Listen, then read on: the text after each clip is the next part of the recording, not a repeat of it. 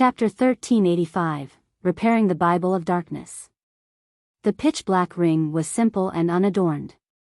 Even if a player picked it up, it wouldn't be surprising if they sold it to an NPC as trash.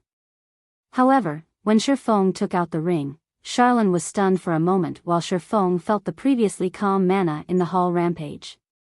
Very quickly, however, peace returned to Star Moon Hall. This was the first time Shifeng had seen Charlene lose her composure. "Where did you get this?" Charlene asked, her joy and excitement lighting up her eyes as she stared at the pitch-black ring in Shifeng's hand. "A secret room in the Orc Palace," Shifeng answered truthfully. Seeing Charlene's reaction, he could tell that she recognized the item, and he could not help his growing excitement. If even Charlene hadn't known the ring's identity, it would have likely collected dust in his warehouse for a very long time. After all, unless he obtained an identification skill that was even more powerful than omniscient eyes, he wouldn't learn more about the ring. Such a skill wasn't easily obtained. However, if an NPC recognized the item, he could learn about it even if he couldn't analyze it. So, that's the case. That old bastard really did have it. Charlene smiled. With a wave of her hand, the pitch-black ring flew out of Shifeng's palm and to Charlene's. Slowly, she said, "This is the Ring of Eternity." It had originally belonged to the God Slayer, but looking at it now, it seems to be damaged beyond repair. Damaged beyond repair? Shifeng's heart sank. He had hoped that this ring was something amazing, yet it turned out to be beyond salvation. It was no wonder why omniscient eyes couldn't analyze it. After all, it was only natural that he couldn't appraise a worthless item. Don't be too disappointed. Although it is useless now, the ring's materials are quite special, Charlene said. She couldn't help but giggle when she saw the dejected expression on Shifeng's face. After all, this ring used to be a godly relic. The heart of the world had been its core material. "I believe many people will be interested in this ring if you can get a craftsman forger to make a new one." When Shifeng heard the words "heart of the world," his breathing quickened slightly. The heart of the world was the foundation of a world. Many of God's domain's otherworlds, for example, had evolved from a heart of the world. "If you don't have a use for this ring, I'd be willing to buy it. I can offer you 200 units of 7 luminaries crystals or the Eternium mine that's near White River City," Charlene said, smiling as she toyed around with the Ring of Eternity in her hand. Charlene's offer was sorely tempting. He had never expected the woman to be so generous and wealthy. 200 units of 7 luminaries crystal was no small amount. It would take a first-rate guild months, if not years, to gather so much. Meanwhile, the Eternium mine close to White River City was also quite famous. Shifeng hadn't thought that the mine actually belonged to Charlene. Eternium ore was a very rare supportive ore. It was also used to forge magisteel ingots, which could increase one's success rate when forging weapons and equipment. Many guilds had thought of claiming the mine for themselves in the past. Unfortunately, the mine was under the kingdom's supervision. The NPCs guarding it were all level 180 and above. It was impossible to claim.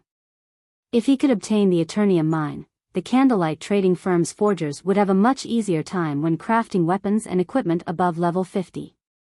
"Lady Charlene, if I wish to make a new ring, must I get the help of a craftsman forger?" Shifeng asked. Although Charlene's offer was tempting, the heart of the world was similarly precious. Encountering the material again in the future would be nearly impossible. It doesn't have to be a craftsman, but craftsman forgers are the only ones who can use the material to its fullest potential. If you asked a master or grandmaster forger to craft the new ring, the final product will be very low quality. It might not even be worth 50 units of 7 luminaries crystals, Charlene said, smiling at Shifeng. "You need to think this through. How about I make you another offer? The power of darkness in your body has already become considerably dense. In exchange for this ring, I'll help you partially restore the Bible of Darkness. It'll become a little easier to retrain Moloch's ring's devouring effect." "Help me repair the Bible of Darkness?" Shifeng was slightly astonished. He had never imagined that Sherilyn would be so interested in the Ring of Eternity, so much so that she'd offer to help him repair the Bible of Darkness, albeit partially. Immediately, he answered, "All right. I'll have to trouble you to help me repair the Bible of Darkness, then." He had rushed to complete his Tier 2 promotion precisely because he was worried about Moloch's ring's devouring effect. Now that a solution to this problem had presented itself, he had to take advantage of it. After all, he still had other matters to deal with. He didn't have the spare time to quest and repair the Bible of Darkness. Meanwhile, he had other methods of obtaining 7 luminaries crystals. As for the mine, Manatite veins were far more valuable than Eternium veins. After all, Manatite ore could be used to produce the Elementium ingot, another item that could increase forging success rates. Moreover, Manatite veins produced magic crystals. As for forging a new ring, there were only a few craftsmen-ranked forgers throughout God's domain. Finding one and convincing them to help was simply impossible for a player of his level. Even if he got the chance, it wouldn't happen for a long time. Rather than letting the heart of the world collect dust in his warehouse, he might as well benefit from it now.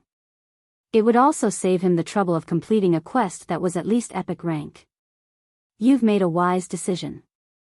Otherwise, you'd have to travel to the Broken Canyon, Sherilyn said, chuckling as she stored the Ring of Eternity. She then said, "Follow me." Hearing Sherilyn mention the Broken Canyon, Shifeng shuddered. He hadn't realized that he'd have to go to such a dangerous map to repair the Bible of Darkness. The Broken Canyon was a rank 2 forbidden land for humans, only second to the Ruined Mountain Range. In the Ruined Mountain Range, players were guaranteed to die, while in the Broken Canyon, they might survive 1 out of 10 visits. Moreover, they'd only have such hope after reaching Tier 3. Countless peak experts had visited the Broken Canyon in the past. While some had grown stronger, the majority of these peak experts had returned with their characters crippled. Just being able to walk out of the Broken Canyon alive made them experts among experts. As for obtaining something from inside the Broken Canyon, only peak experts had any hope of achieving such a feat. Under Sherilyn's lead, Shifeng quickly arrived before a teleportation magic array inside the Star Moon Hall. When the teleportation array activated, Shifeng's vision blurred. In the next moment, he found himself inside a hall that resembled the night sky. The beautiful view was mesmerizing. "This is the Stargazing Tower?" Shifeng was slightly surprised. He hadn't expected White River City's library to have a teleportation array connected to the Stargazing Tower. The Stargazing Tower was in Blackwing City. Without an entry pass, entering the city was impossible. Under Sherilyn's lead, Shifeng returned to the Weeping Moon Pavilion once again. He suddenly felt far more limber. The Weeping Moon Pavilion has a powerful suppression effect on the power of darkness. If we repair the Bible of Darkness here, the Demon Kings won't discover the change, Sherilyn explained. "All right, take out the Bible of Darkness and place it on the magic array below the water mirror." Nodding, Shifeng retrieved the Bible of Darkness from his bag and set it on the carved magic array beneath the water mirror on the ceiling. The magic array in the center of the Weeping Moon Pavilion looked ancient. Despite the being inactive, Shifeng could feel its archaic aura. As Sherilyn walked up to the magic array, a dazzling staff suddenly appeared in her hand. She pointed the staff at the magic array and commanded, "Spacetime Source, activate." Suddenly, the mana density in the Weeping Moon Pavilion began to grow restless. The magic array then lit up, and horrific amounts of mana surged towards the array, stealing the strength from Shifeng's legs as he fell on his rear. How is this possible? Shifeng was stupefied as he stared up at the 7-fold magic array that formed beneath the water mirror. This magic array was many times more powerful than any Tier 6 God-ranked spell he had seen before. Abruptly, the Bible of Darkness started to flip around as layer upon layer of pitch-black chains appeared around the book, binding it.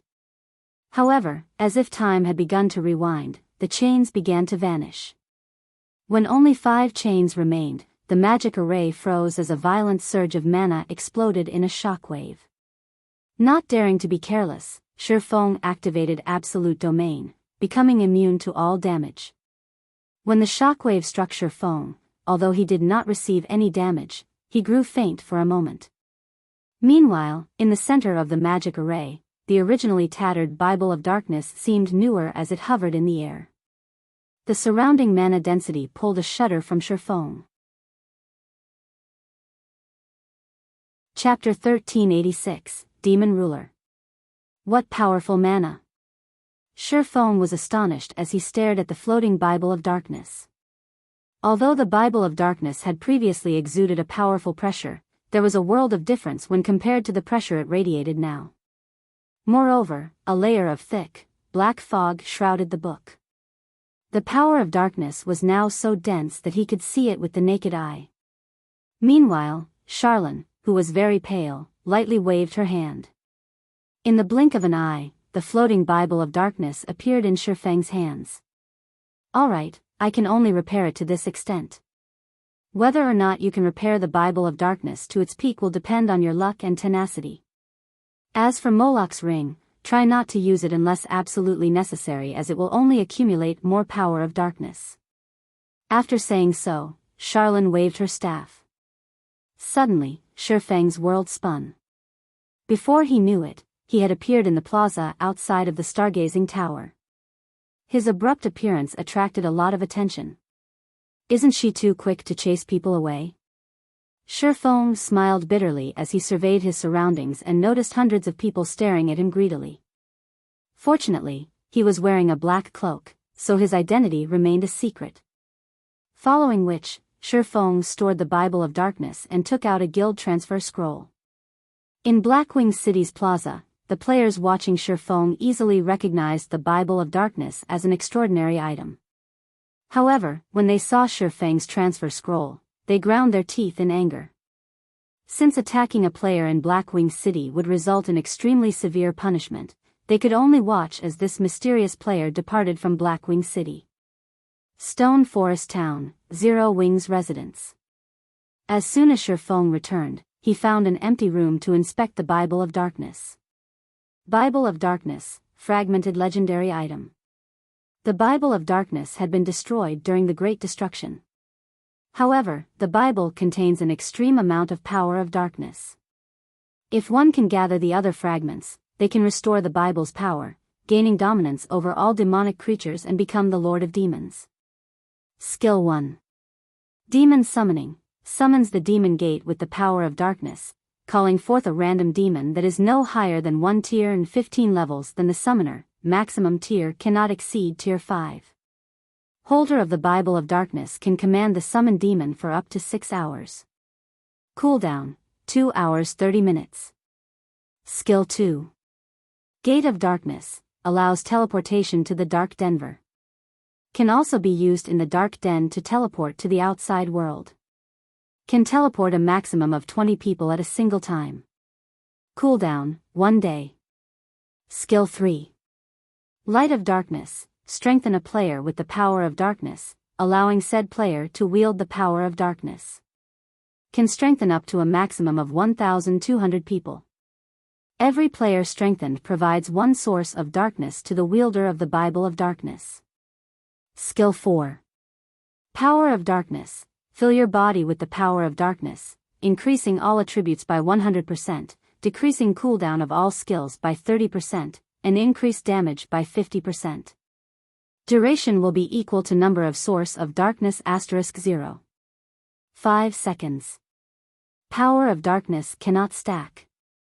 Can only strengthen players up to a maximum of tier 5 classes. Cooldown, 6 hours. Skill 6.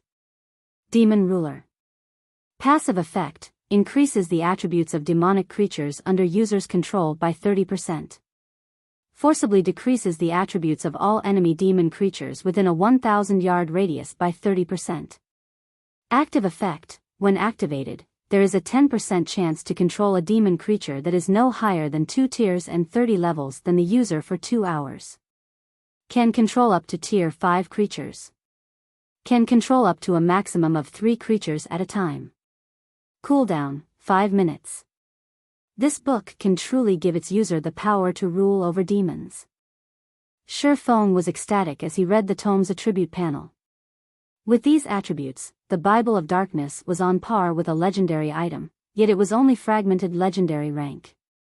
With the shortened cooldown for demons summoning, it was now possible to summon 3 demons at a time. This would be of great help on his future quests. Meanwhile, with the demon ruler skill, he could potentially control up to 6 demons at a time. If he could restore the Bible of Darkness to its peak, he could form a powerful demon army. His army would be no weaker than Beast Emperor's evil demon forces. Moreover, he'd still be an ally of the human race. Now that the maximum number of people I can grant Power of Darkness to has increased from 600 to 1,200, I can use this opportunity to expand the Dark God's Legion. Shifeng thought as he read the Light of Darkness skill. As Zero Wing continued to expand, its number of experts continued to increase. However, due to the previous limit of Light of Darkness, he couldn't have more than 500 people in the Dark God's Legion. Now, however, he could have a true 1,000-man legion. Moreover, the Bible of Darkness's repair had also upgraded the Berserk skill, Power of Darkness's effects. When he thought about arming a 1,000-man legion with Berserk skills, he could not help but shiver with excitement. Even 10 years after God's Domain's launch, Berserk skills had been incredibly rare. Not every expert would have a chance to learn one. It'd be impressive enough if a first-rate guild had a 100-man Berserk team. Not even super guilds could form a 1,000-man Berserk Legion. As Shifeng was about to select new members for the Dark God's Legion, he received a call from Gentle Snow. Guild leader, I've just received an invitation from the Secret Pavilion. The Secret Pavilion has requested that you and several core upper echelons spectate tomorrow's ranking competition in the Black Dragon Empire. Moreover, the pavilion has given Zero Wing 5 participation slots. We can join the official competition without going through the qualifiers, Gentle Snow reported before forwarding the invitation to Shifeng. They've invited Zero Wing to participate in the ranking competition as well? Shifeng was slightly astonished. The Secret Pavilion's ranking competitions had been the most famous competitions throughout God's Domain in the past. They were one of the few major competitions that players had access to and could watch. However, the organization wouldn't invite just any guild to participate. The Secret Pavilion only invited large, local guilds. Moreover, due to the venue's capacity, a limited number of guilds were invited to spectate. Usually, the Secret Pavilion only prepared slots for 100 guilds. Among the guilds invited, the weakest were second-rate guilds. Other local guilds would then contest for the leftover slots. As this ranking competition was the best opportunity for a guild to increase their renown in an empire, an intense competition among the local third-rate guilds would break out before every event. Unfortunately, as both God's Domain's size and player population were too massive, it was unrealistic to hold the ranking competitions in every country. Hence, during the game's early stages, the Secret Pavilion only limited the ranking competitions to the various empires. However, as the Secret Pavilion continued to develop and grow stronger, it would host a few events in some of the more powerful kingdoms. These ranking competitions were also why Shifeng knew about various experts in Star Moon Kingdom and the various empires. Shifeng had never thought that his guild would be invited as well. However, after giving the matter some thought, he found it reasonable. Zero Wing already had a branch guild in the Black Dragon Empire. In addition, Zero Wing was Star Moon Kingdom's #1 guild. It wasn't unusual for the guild to receive an invitation. Guild leader, this is a good chance for Zero Wing to increase its fame in the Black Dragon Empire. As this is our first invitation and you're our guild leader, you have to attend, Gentle Snow said seriously. There were too many large guilds in the Black Dragon Empire, and quite a few first-rate guilds would be participating in the competition. The first-rate guild, Dragon Phoenix Pavilion, would also attend. Developing in the Black Dragon Empire wasn't easy for Zero Wing. Now that the various top-ranking guilds in the Empire would gather in one location, this was a good opportunity to display Zero Wing's strength. Although the guild leader couldn't participate, he was still the symbol of strength for a guild. It would be a huge waste if Shifeng missed the event. Chapter 1387, Advanced Auction House. Got it. I'll definitely be there. Shi Feng chuckled before disconnecting the call. While Zero Wing might be famous in Star Moon Kingdom, in the Black Dragon Empire and other countries, only large guilds would have a clear understanding of it. Ordinary players and the like would at most have only heard Zero Wing's name. After all, God's domain was very large with many guilds in it. There were guilds rising to and falling from prominence every day. Just keeping up with the latest news within one's own country was already a difficult task, not to mention news in other kingdoms and empires. One could only do so by devoting all of their time to researching the various kingdoms and empires and nothing else. However, the consequence of doing something like this was a halt in their progress in the game, something unacceptable to most players. If one spoke about Zero Wing's popularity among the players of the Black Dragon Empire, it might not even be comparable to that of a second-rate guild in the empire. After all, the majority of the players in God's domain would not leave the country they belonged to at this stage of the game. Moreover, the official forums were also region-based. One could access only the forums of the country they were in. Hence, the only way one could access the forums of another country was by personally traveling to said country. As a result, the knowledge that ordinary players and a large majority of elite players had regarding other kingdoms and empires was limited to the various ranking lists created by the Secret Pavilion. In fact, before becoming the guild leader of Shadow, Shi Feng had also been in a similar situation. If not for the Secret Pavilion hosting ranking competitions in the various countries, he wouldn't have been able to find out about the experts of the many kingdoms and empires or the well-known guilds and adventure teams. Following which, Shi Feng pulled up the relevant data for guild members and began choosing the new members for the Dark Gods Legion. Previously, as there were too few slots available in the Dark Gods Legion, he had set in place an elimination system to replace underperforming members. Now that the Power of Darkness slots had doubled in number, he needed to select new members for the Dark Gods Legion properly. After all, becoming a member of the Dark Gods Legion was already equivalent to becoming one of Zero Wing's core members. The benefits they enjoyed were second only to what the main force members received. Fortunately, Aqua Rose had already compiled a list of reserve members for the Dark Gods Legion and would frequently update it. The members on this list normally had excellent performances in the guild and displayed rapid improvement. Their individual strength ranked near the top among elite members as well. Moreover, Aqua Rose had also carried out a detailed investigation into their backgrounds. Hence, the likelihood of them being spies from other guilds was very low. These people have actually joined Zero Wing too. As Shi Feng was going through the reserve member list, he suddenly discovered the names of a few players that had been peak experts in Star Moon Kingdom in the past. The elementalist Carefree Wind, nicknamed the Magic Breaker. He was once an independent expert ranked within the top 30 of Star Moon Kingdom's elementalist rankings. Carefree Wind always operated solo.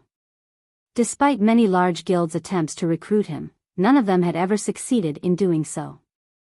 The assassin Cool Breeze. He was similarly an expert on Star Moon Kingdom's assassin rankings. At his peak, he had managed to get within the top 15. Shi Feng could not help but sigh ruefully when he noticed that various peak experts of Star Moon Kingdom in his previous life had actually joined Zero Wing. It was no wonder people often said that Zero Wing was rife with experts. When he looked at this list now, those words really were true. Given enough time and opportunities, these people would definitely become peerless experts in the future. At that time, nobody would dare say that Zero Wing was lacking in peak experts. Just as Shi Feng was going through the reserve member list, he suddenly received a call from Melancholic Smile. Guild leader, I've already gathered the 100 architects you've asked for at the guild residence's first-floor reception room. They can start working at any time, Melancholic Smile said. The architect class was originally a very unpopular subclass. Even though the Candlelight trading firm had already recruited quite a number before, trying to gather 100 architects was not an easy task. With so many architects, they could already reconstruct Stone Forest Town all over again. Okay, I'll head over right away. Shi Feng nodded. Inside the first-floor reception room, 100 architects had gathered. Currently, some of them wore nervous expressions, while others looked excited. After all, this was the first time their guild leader, Black Flame, had asked to meet with them directly. Black Flame was someone everybody in Star Moon Kingdom knew about. He was a living legend. Just before this, he had even single-handedly defeated a small army of evil demons as well as sent Heaven's Burial's experts running for their lives. I wonder what the guild leader has called so many of us here for? I suspect that the guild might be planning on nurturing a few architects. I heard that some time ago, the guild decided to nurture some alchemists. As a result, during this period, those alchemists in the trading firm have been practicing like crazy. They've all locked themselves up in their workshops and have declared they would get within the top 10 of some competition. I also heard about that. Moreover, I heard that it triggered a frenzy among the alchemists in the entire Star Moon Kingdom. Right now, many capable alchemists are trying to join the Candlelight trading firm to compete for the top 10 rankings for that competition. I'm not asking for much. As long as I can become a core member, I will be able to rely on God's domain to earn a stable income in the future. Stop dreaming. It's very difficult for lifestyle players to become core members in Zero Wing. After all, Zero Wing's core members all receive a considerably high fixed monthly salary. Hee hee. I've just managed to get promoted to Advanced Architect. There are only a few Advanced Architects in the entire Candlelight trading firm. Even if I can't become a core member, as long as I work hard enough, I should still have a great chance to become an internal member. Unlike the forgers, alchemists, and engineers of the trading firm, I don't have to break my back to become an internal member. Even after reaching the advanced rank, those guys can become only official members of the trading firm. I knew I should have become an architect sooner. If I did, I would have also become an advanced architect by now. While everyone was chatting, Shi Feng entered the reception room. Immediately, the architects inside the room rose to attention. The room also fell dead silent as everyone looked speechlessly at Shi Feng, anxiety apparent on their faces. They had reacted this way not because they wanted to. Rather, their bodies had responded instinctively to Shi Feng entering the room. After Shi Feng upgraded the 7 Luminaries ring, his basic attributes soared significantly, so much so that he had yet to adapt to the change fully. Hence, if he wasn't paying attention, his aura would flow out freely. Moreover, now that the Bible of Darkness was partially repaired, the book added a layer of darkness and coldness to his aura. As a result, when everyone looked at Shi Feng, they felt as if they were going up against a great lord-ranked demon. Even elite players, who were fond of combat, would feel a significant amount of pressure from Shi Feng's aura. What more low-leveled lifestyle players like themselves? So strong. So this person is our guild leader? Why do I feel my legs going soft? Previously, everyone had only ever seen Shi Feng through videos. Now that they were looking at him up close, the reverence they felt toward Shi Feng grew even greater. Sit, Shi Feng said nonchalantly. Immediately, like well-trained soldiers, everyone sat down in unison with serious expressions. Seeing this scene, Shi Feng could not help but smile bitterly. Was he really that frightening? The reason why I've gathered you all here today is to build a large structure. However, before I tell you the exact details, you'll need to sign an agreement. By signing this contract, basic and intermediate architects will directly become official members of the Candlelight trading firm, while advanced architects will become internal members, Shi Feng explained. Crap. Even basic architects get to become official members? Ha ha ha. My decision to become an architect was the right one after all. Hearing Shi Feng's words, nearly everyone in the room cried out in shock. The Candlelight trading firm was Star Moon Kingdom's #1 trading firm.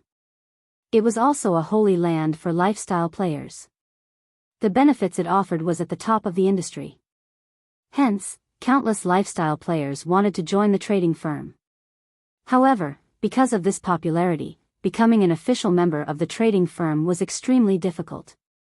Normally, when an advanced lifestyle player joined another guild, they would almost always receive the treatment of a core member.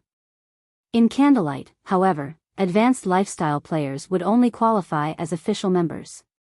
One could just imagine how difficult it was to become an official member of the candlelight trading firm. Meanwhile, if an advanced lifestyle player wished to become an internal member of Candlelight, they would have to top all sorts of competitions. Yet, now, they could become internal members just by being advanced architects. It was simply inconceivable. Immediately, everyone signed the agreement without hesitation. With the contracts dealt with, Shifeng nodded and said, "Since no one has any problems, let's move to today's main topic." Saying so, he took out a very large construction design from his bag. Compared to ordinary construction designs, this one was nearly 3 times bigger. Moreover, the design consisted of a thick stack of papers. When everyone read the words written on the construction design, they gasped. The Advanced Auction House Design. Chapter 1388, Inheriting Secret Runes. Melancholic Smile, who was also in the reception room, could not help but rub her eyes as she looked at the design placed on the table in astonishment. The auction house design was one of the items the various large guilds were all searching for right now. Just from looking at Red Iron Town's current situation, one could tell how much of a help an auction house could be to a guild town. Many superpowers had even begun offering astronomical prices to purchase the auction house design, as it was something that could only be obtained through luck and not effort. However, even now, nobody had gotten any information regarding the auction house design. Guild leader, are you some kind of treasure box? You actually managed to take out an auction house design as well. If Heaven's Burial were to find out about this, they would definitely faint from anger, Melancholic Smile said as she looked at Shifeng excitedly. Currently, the various major powers and players in Star Moon Kingdom were all optimistic about Heaven's Burial's Red Iron Town. They all believed that it was only a matter of time before Red Iron Town surpassed Stone Forest Town. Meanwhile, one of the main contributing factors for their rosy outlook was the presence of the auction house. Now, however, Zero Wing also possessed an auction house design. If Heaven's Burial's upper echelon were to find out about this matter, their reactions would no doubt be priceless. At this moment, Melancholic Smile finally understood why Shifeng had said that it was about time to give Heaven's Burial a wake-up call. As soon as Stone Forest Town's auction house was constructed, all hopes for Red Iron Town surpassing Stone Forest Town would be dashed. After all, aside from the auction house, Stone Forest Town still possessed many other attractions. It held an absolute advantage over Red Iron Town. Shifeng simply chuckled in response to Melancholic Smile's question. He then started assigning tasks to everyone for the construction of the Advanced Auction House. Once the Advanced Auction House was constructed, let alone Red Iron Town's auction house, even Star Moon City's auction house might not be a match for it. However, the construction of the Advanced Auction House was very difficult and required a lot of rare materials. Just the construction cost alone was over 5,000 gold. In addition, the construction procedures were extremely complex, needing some special secret runes to complete the building. Hence, the design itself included a complete set of foundational secret runes for players to learn. Each player could inherit this kind of technique only once, and only a maximum of 100 players could inherit this set of foundational secret runes. To architects, this was a massive opportunity to improve themselves. How much they could learn would depend on their individual standards. However, even if they managed to learn only half of the technique, it would be a great help in their pursuit of mastery in the future. If one could fully grasp the foundational secret runes, they would have no problems becoming master architects. Although Shifeng did not know how much the 100 architects present could grasp, at the very least, he would increase their chances at becoming master architects.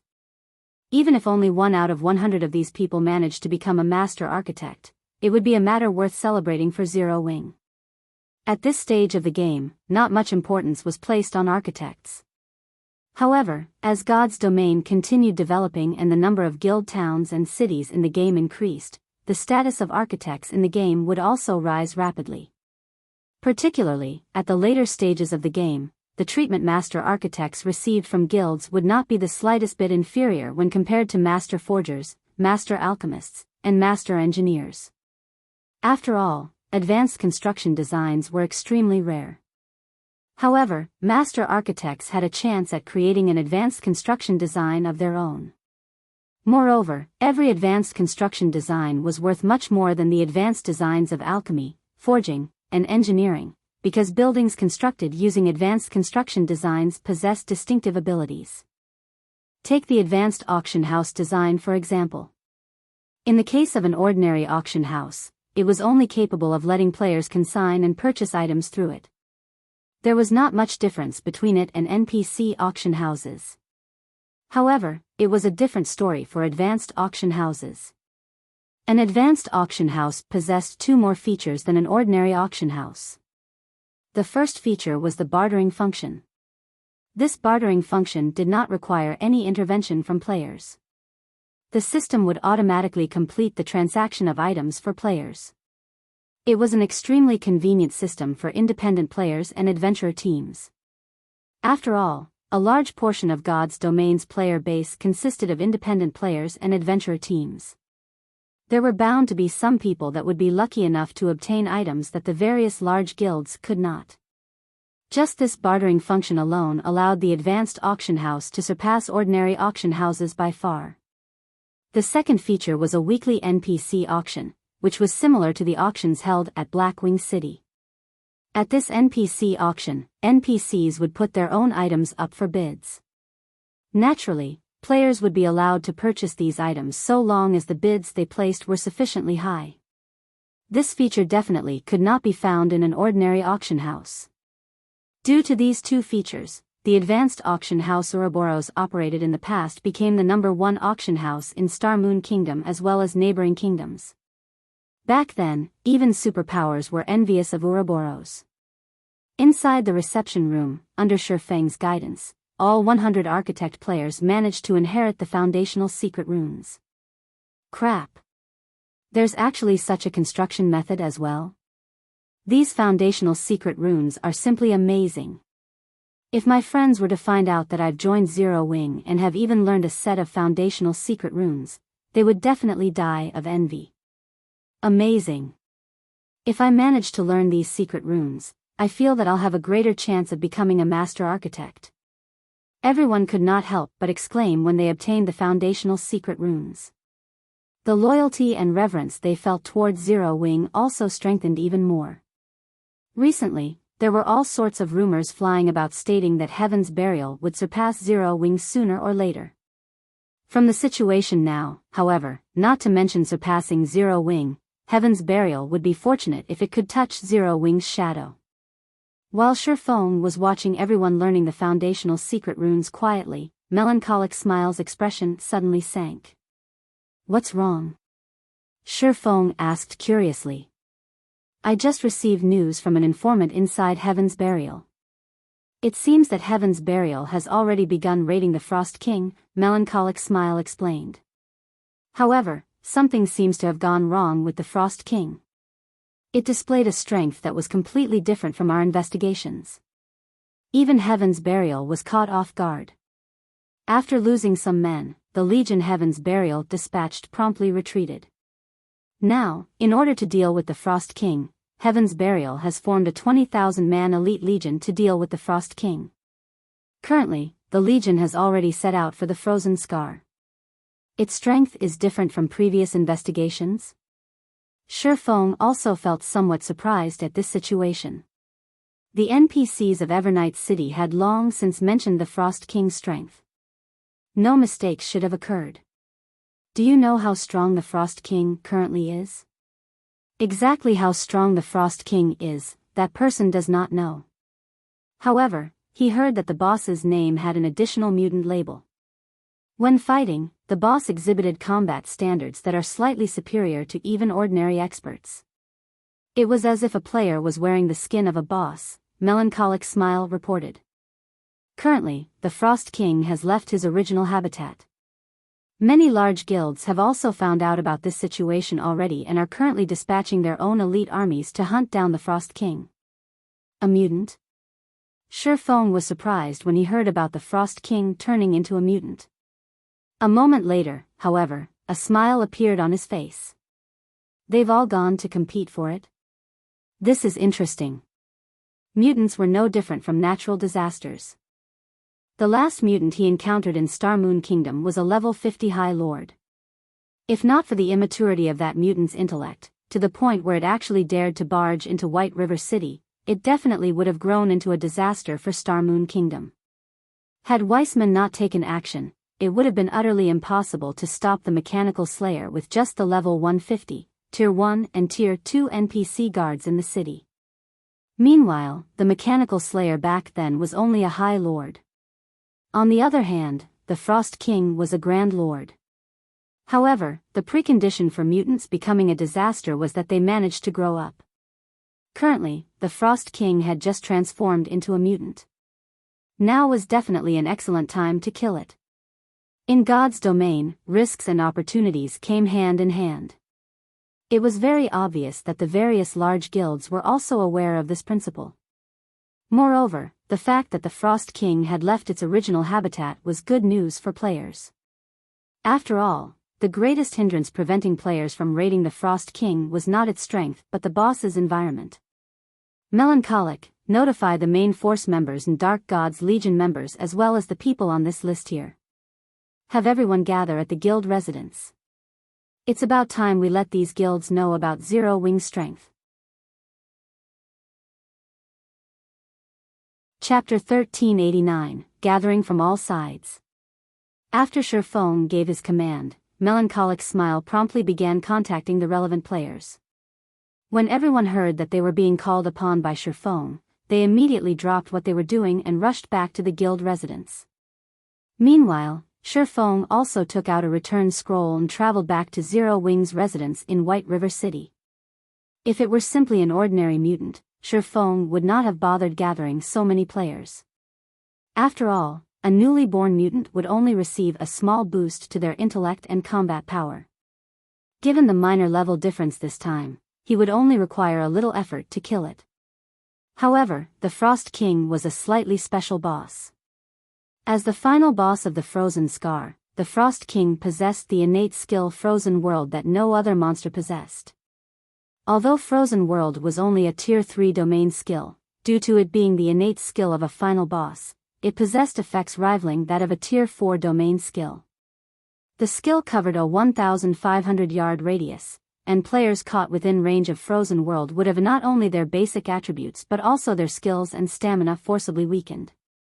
Moreover, the more players there were fighting against the Frost King, the greater the boss's strength would become. Due to these reasons, despite being only a Grand Lord, the Frost King's raid difficulty was not one bit lower than a Tier 4 mythic monsters. After factoring in the severe environment, the Frost King might even be more difficult to raid than a mythic monster. Players who did not possess the appropriate countermeasures would definitely get annihilated by the Frost King. After returning to the guild residence in White River City, Shifeng quickly made his way to the guild's warehouse. Without hesitation, he retrieved 1,000+ bottles of Sea God's Blessing as well as the Ancient Weather Book. With these items, he would have the qualifications to raid the Frost King. Right then, Melancholic Smile contacted Shifeng and said, "Guild leader, everyone's already assembled at the residence. They are ready to move out at any moment." Okay. Shifeng immediately left the warehouse.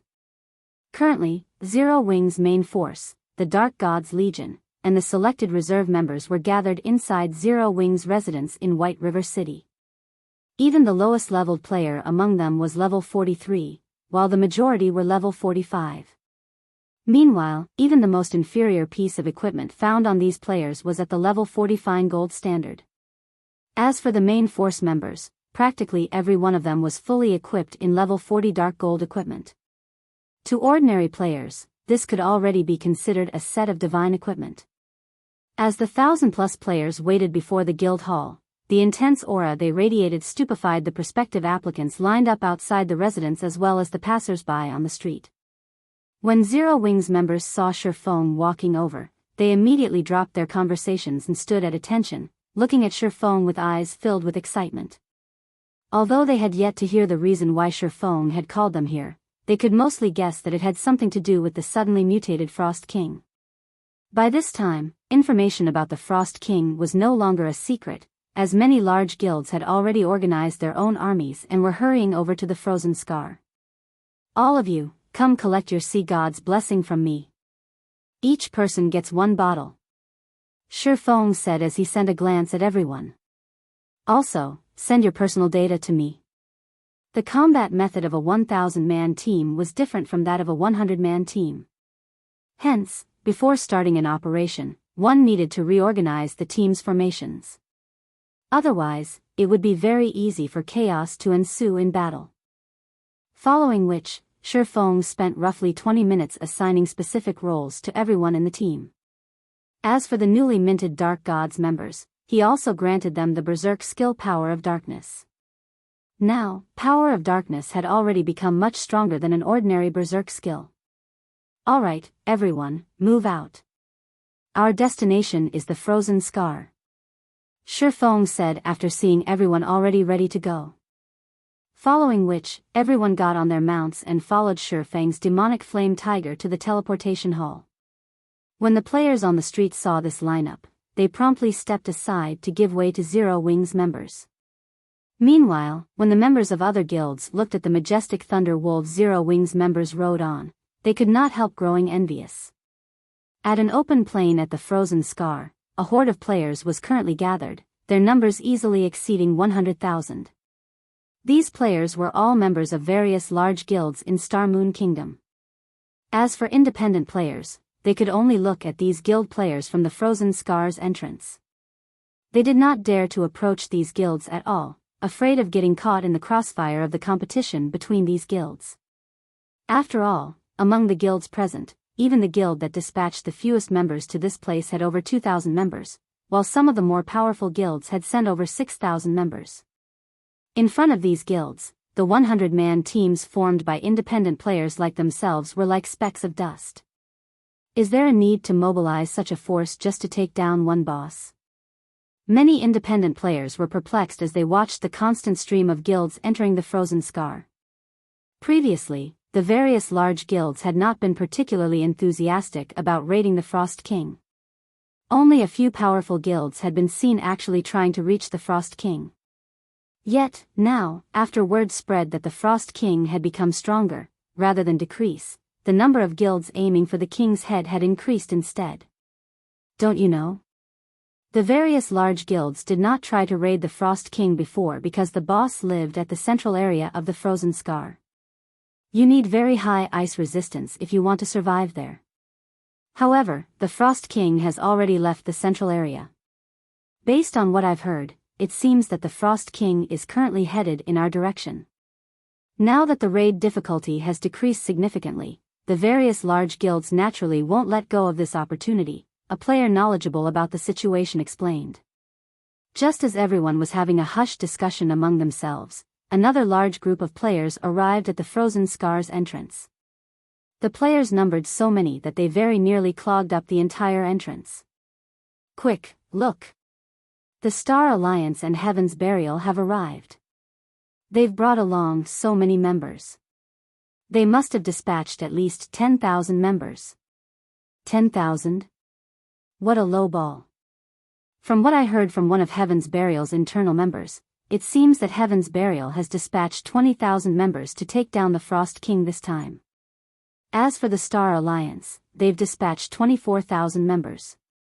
I really wonder which guild will get the Frost King in the end. Guild Leader Galaxy, what a rare opportunity to meet you here. I never thought that you would take charge of the legion sent to raid the Frost King this time, Singular Burial said, feeling slightly surprised as he looked at Galaxy Past, who rode on a large war bear. At this moment, Galaxy Past was geared in silver armor engraved with golden, divine runes, and carried a purple, lightning-clad greatsword on his back. He also did not bother hiding the epic glow effects of his breastplate and greatsword. As for Galaxy Past himself, he had already reached level 45, and his body radiated a chilling aura. Compared to the Galaxy Past Singular Burial knew before, the current Galaxy Past was like a completely different person. Previously, as Singular Burial had been entirely focused on surpassing Zero Wing, he had neglected to pay attention to the Star Alliance. In addition, the Star Alliance had kept a low profile for quite a long time, only developing itself peacefully and not participating in any guild battles. Singular Burial never expected that after not seeing Galaxy Past for some time, the latter would actually become so powerful that even Singular Burial himself felt threatened by him. Moreover, Galaxy Past wasn't the only person that had changed. The Elementalist Red Feather, the Ranger Flourishing Willow, and the Elementalist Purple Eye had all become a lot stronger. Like Galaxy Past, they were also level 45, and every one of them gave off a very dangerous feeling. Haven't you personally come here as well, in order to gain Evernight City's reputation and status, Guild Leader Burial? Galaxy Past countered, chuckling as he glanced askance at Singular Burial. Why don't our two guilds join hands and clear out the other guilds present? Afterwards, we'll rely on our own capabilities to compete for the Frost King. How about it? Singular Burial suggested as he looked at the other guilds in the distance that were currently getting ready to tackle the Frost King. Guild Leader Burial, while your suggestion indeed sounds good, allow me to refuse on behalf of the Star Alliance. In my opinion, the more, the merrier. Galaxy Past immediately turned down Singular Burial's offer. If Guild Leader Burial doesn't have anything else to say, we'll go ahead to start making our own preparations. Saying so, Galaxy Past led the Star Alliance's members towards the plains. Guild Leader, what's up with Galaxy Past? Why do I feel as if he has transformed into a completely different person? Daybreak Fog asked, surprise coloring her face as she watched Galaxy Past and the other members of the Star Alliance walk away. I don't know. However, we'd best pay more attention to the Star Alliance in the future, Singular Burial said, shaking his head. Although the Star Alliance had transformed remarkably, Singular Burial was still confident of claiming the kill on the Frost King. His previous offer to clear out the other guilds was simply an attempt to probe the Star Alliance's strength. In reality, it did not matter to him whether the other guilds took part in the competition or not. Alright, let's go get ready ourselves. Daybreak Fog nodded in response and commanded the army forward. Just as the various large guilds were quietly waiting for the Frost King's arrival, another batch of white lights appeared at the entrance of the regional dungeon, signifying the arrival of yet another group of players. The moment these players appeared, the many independent players crowding the entrance could not help but turn around to take a look at these newcomers. The reason for such a reaction was the powerful aura they felt coming from these players. Every one of these players exuded an aura that made the onlookers shudder. Meanwhile, the exquisiteness of these players' equipment was also off the charts. Moreover, every one of these players sat on mounts, and they moved like a well-trained army. Compared to them, the previous guild armies seemed more like a bunch of rabble. It's Zero Wing. Zero Wing has come as well.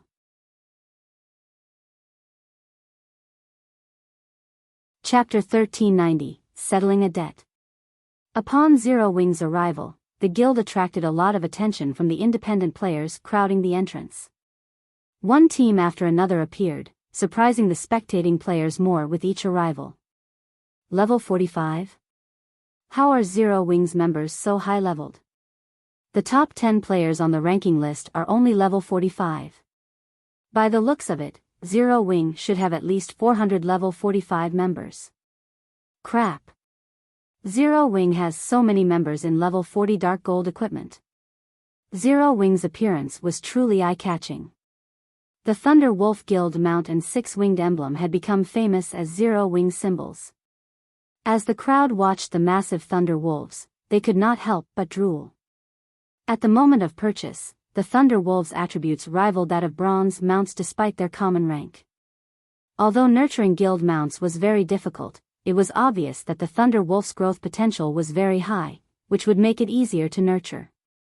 Meanwhile, players could obtain items from the Eclipse Gate that could accelerate their guild mount's growth.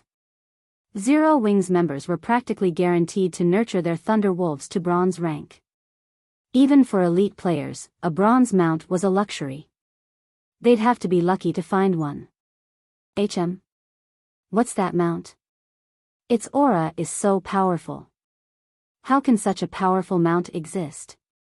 As Zero Wing's members continued to arrive, everyone quickly noticed a ferocious, 3-meter-tall beast. A pitch-black horn protruded from its head as arcs of white electricity danced around its body, and black flames surrounded its 4 paws. It was distinctively different from the Thunder Wolf mounts. Players could even feel this beast's aura from over 100 yards away. A single glance from this creature made them shudder. This ferocious beast was like a king among mounts. The moment it appeared, every other mount submitted as it stepped aside. Wait, look at the rider. The player on that mount seems to be Black Flame.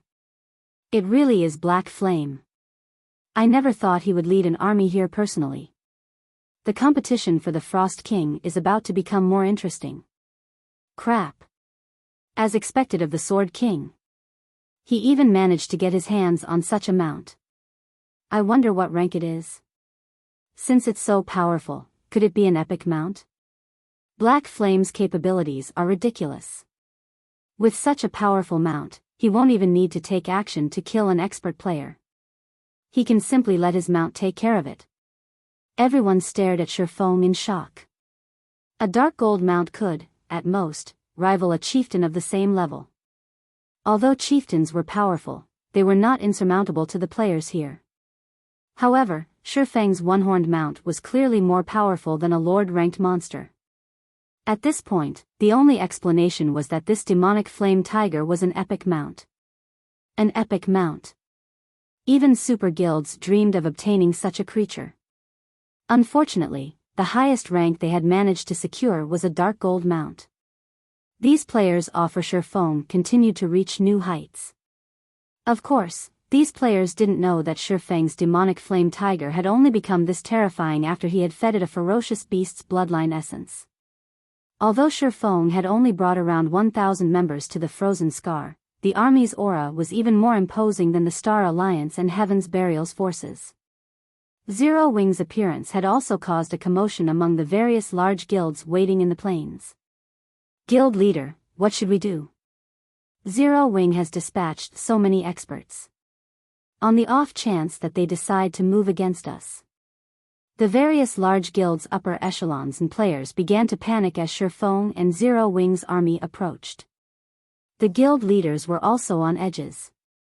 None of them had expected Zero Wing to join this competition. After all, the guild hadn't shown any interest in the Frost King before. Hence, they had come to try their luck and compete for the Frost King's kill. None of them were concerned with encountering Heaven's Burial and the Star Alliance. But it was a different story if Black Flame showed up. He had fought in one major war after another, always emerging alive. He was even strong enough to instill fear in experts and an evil demon army as both had fled for their lives. For this man, taking a particular player's life while surrounded by an army of tens of thousands of players was a piece of cake. Furthermore, 1,000 experts accompanied Black Flame. Against such a force, an army of 10,000 elite players was little more than cannon fodder. Don't panic. We have dozens of large guilds here right now. Zero Wing wouldn't dare attack any of us if we join hands. That's right. After all is said and done, a boss is a public resource. Moreover, we were here first. We should do this on a first-come, first-served basis. Although Zero Wing is Star Moon Kingdom's #1 guild, I don't think it will interfere. As Zero Wing approached, the various guilds began to form temporary alliances. In reality, though, they understood that such an alliance wouldn't pose any threat to Zero Wing. This was especially true after witnessing Black Flame single-handedly defeat the evil demon army. They all knew that attempting to deter Black Flame with numbers was a futile effort. Greetings, Guild Leader Black Flame. I am the Assassins Alliance's Guild Leader, Cruel Sword. I am a friend of Zero Wing's elder, Yifeng, Cruel Sword said as he took the initiative to greet Shifeng, anxiety and respect filling his voice.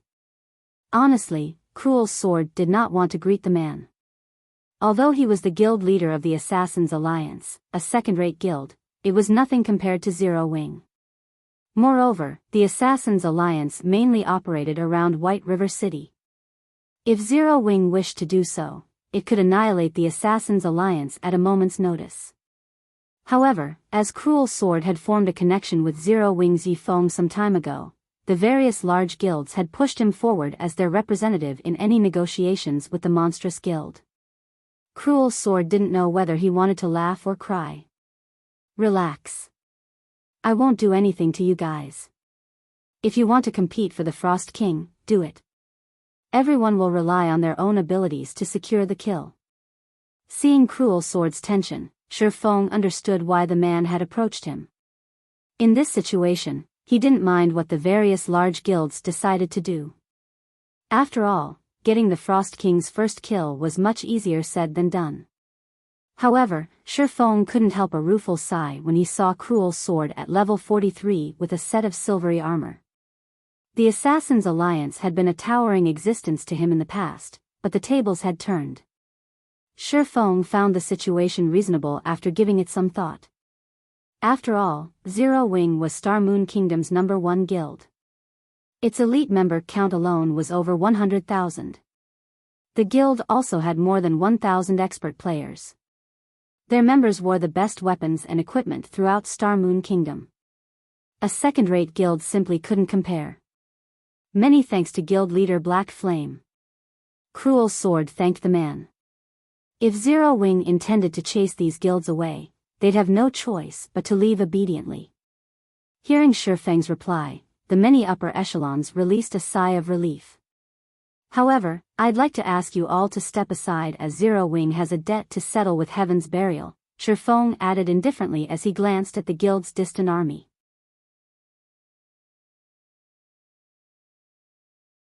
Chapter 1391, Monstrous Army. As soon as Shi Feng finished speaking, silence descended upon the snowy plains.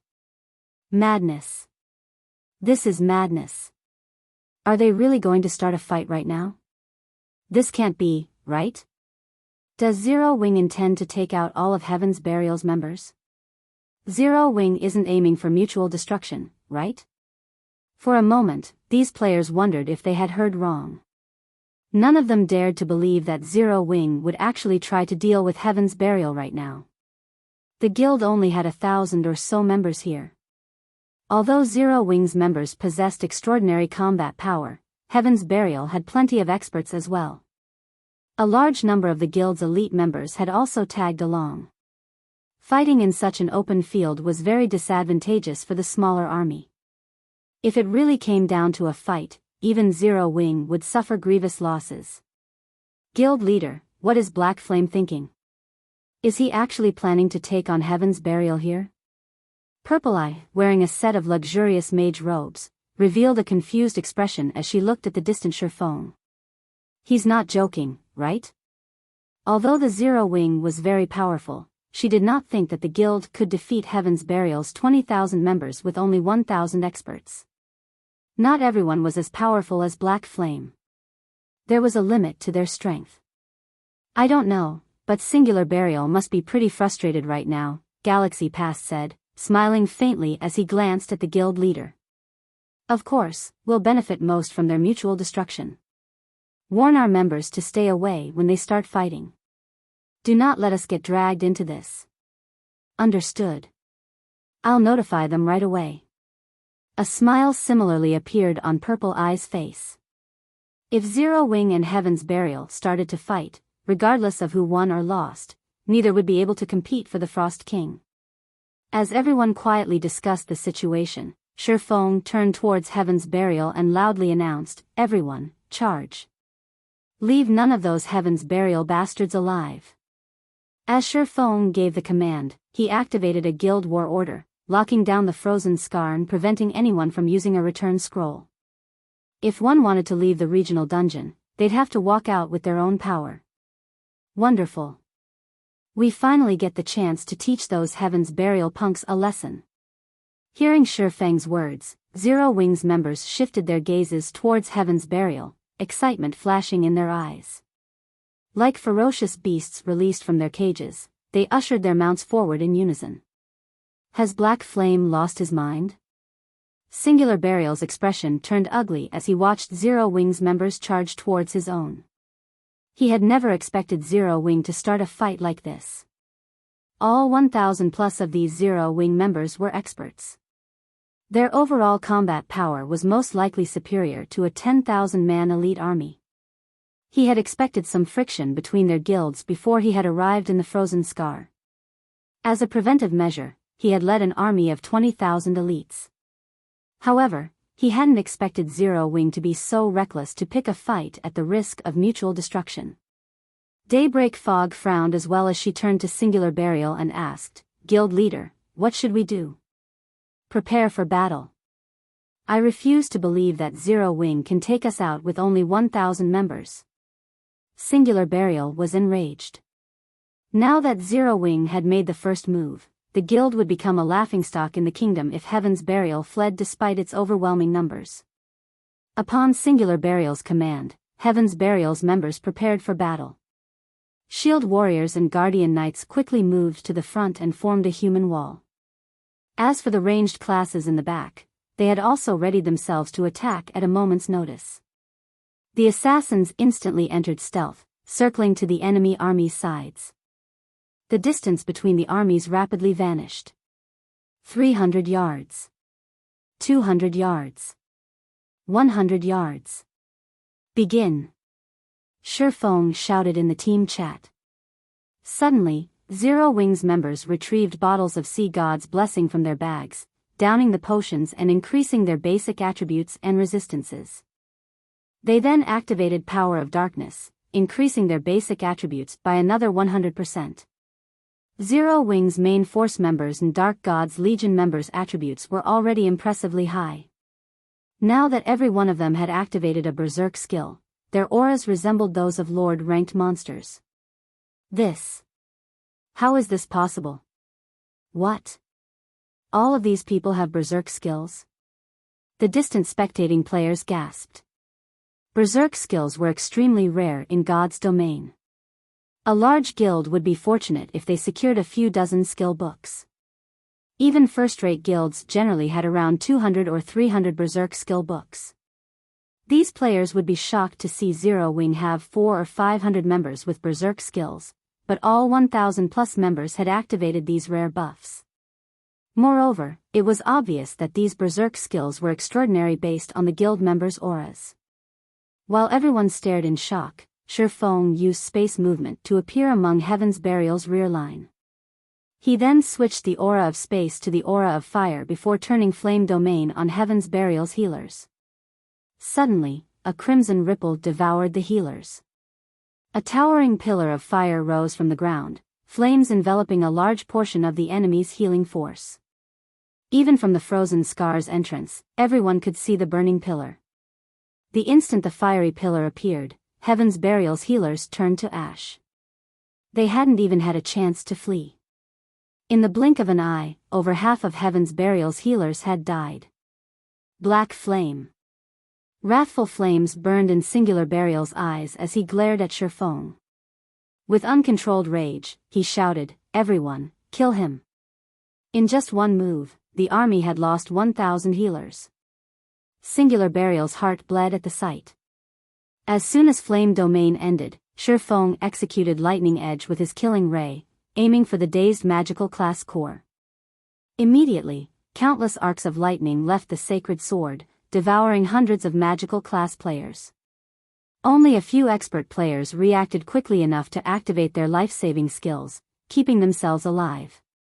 In just 2 moves, Shifeng had killed over 1,500 players. This is insane. So, this is Black Flame?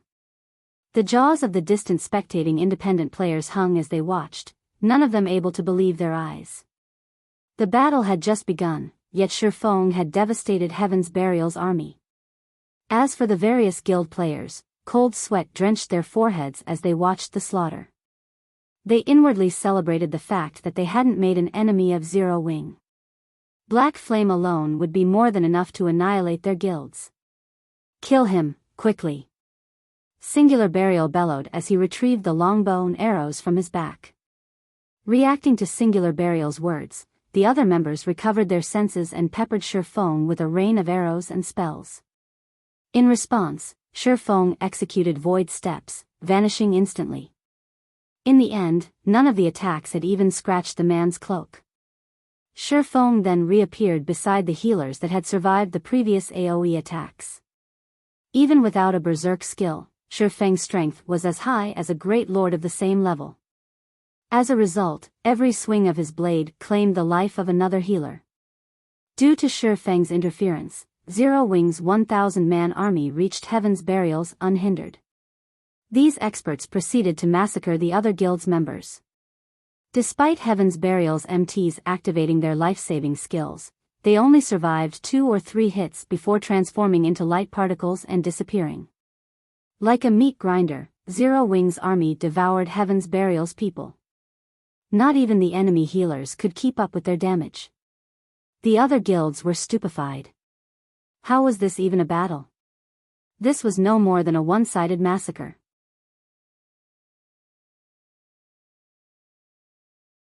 Chapter 1392, Hand Over Your Life. So, this is the strength of Star Moon Kingdom's #1 guild? Just how high are their attributes? They killed MTs with over 40,000 HP in just 2 or 3 moves. The spectating independent players and those from the various guilds had goosebumps as they watched equipment litter the battlefield. In their eyes, the Star Alliance and Heaven's Burial were only second to Zero Wing in Star Moon Kingdom, and both were only slightly weaker than Zero Wing. However, it seemed that those assumptions had been a joke. Although Heaven's Burial's 20,000 members were quite strong and were experts in the eyes of ordinary players, Zero Wing's 1,000 members shredded these players as easily as paper dolls. Guild leader, at this rate, Zero Wing will annihilate our men very quickly, Daybreak Fog, who had taken command of the battle, reported. Her expression darkened as she watched the slaughter. Heaven's Burial had suffered over 4,000 casualties since the battle had begun. Even when 5 or 6 berserkers had changed at Zero Wing's MTs, they had failed to block the MT's advance and lost over 10,000 HP in the attempt. Meanwhile, Zero Wing's MTs only lost around 3 or 4,000 HP as the enemy bombarded them with spells and arrows. The majority of these MTs had blocked the attacks, further reducing the damage they received. The guild's healers easily kept up with the small amounts of damage. Zero Wing. You asked for this. Fury burned in Singular Burial's eyes as he watched Shifeng take out his healers. Gnashing his teeth, he growled, "Send in Lightning Blade and Broken Flow. At worst, we'll give up on the Frost King for now." You want to use that now? Daybreak Fog was momentarily stunned. She had never imagined that they would use their trump card to deal with Zero Wing. That's right. I want to see if Black Flame can keep his composure as we murder his experts. Singular Burial sneered. He had to admit that Zero Wing's army was indeed frightening. Even Heaven's Burial had only collected 200+ Berserk skill books thus far. There was no competing with Zero Wing's 1,000+ members. Anyone without a Berserk skill in this battle was nothing but cannon fodder. At most, they could slow the enemy's advance. They'd be lucky to kill 100 Zero Wing members before they were eliminated. However, Heaven's Burial had not been sitting on its hands. I'll notify them immediately. Daybreak Fog understood Singular Burial's reasoning. If they could deal a heavy blow to Zero Wing's expert army, they could deal a blow to Zero Wing itself. After all, it was not easy to nurture experts. If those experts lost their weapons and equipment, it would take a long time to find suitable replacements. Blade, orders from the guild leader. We're to take action, Broken Flow said. He wetted his lips in anticipation as he watched Zero Wing's members approach. We're actually using it against Zero Wing? The Guardian Knight, Lightning Blade, frowned. Suddenly, every member of Broken Flow and Lightning Blade's 100-man expert team pulled a purplish gold potion from their bag and drank it.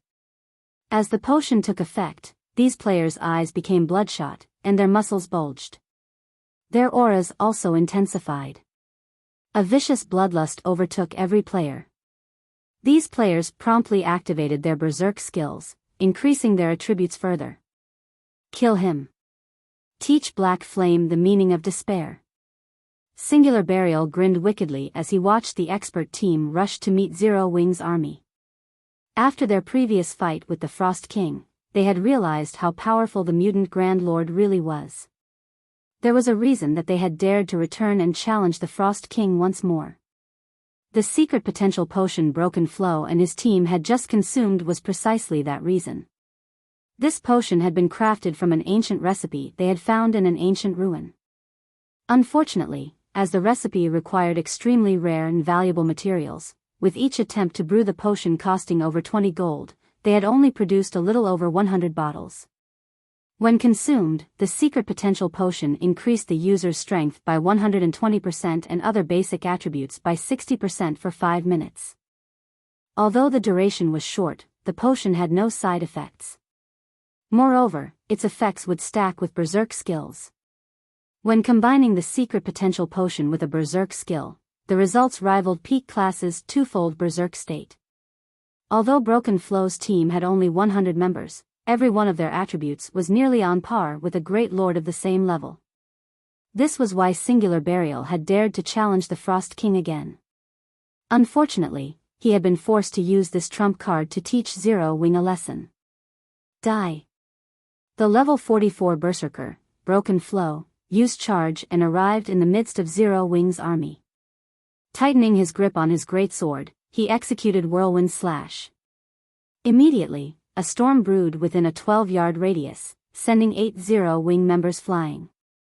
One shield warrior that failed to defend himself in time instantly lost over 30,000 HP. The other experts from Heaven's Burial joined the charge, penetrating Zero Wing's army like a sharp blade. As the two forces met, these players forced the enemy assault to a halt, pushing back and kill Zero Wing's shield warriors and guardian knights leading the army. Crap, are these players from Heaven's Burial monsters? They've dealt over minus 30,000 damage in a single attack. Even a level 40 MT couldn't survive such a hit. It's no wonder why Heaven's Burial dared to provoke Zero Wing. If Zero Wing's members don't have anything else in store, Heaven's Burial's 100-man expert team may take them down. The spectating players stared in shock as Heaven's Burial's expert team stopped Zero Wing's progress. Zero Wing's members had displayed astonishing attributes, yet Heaven's Burial's experts were stronger.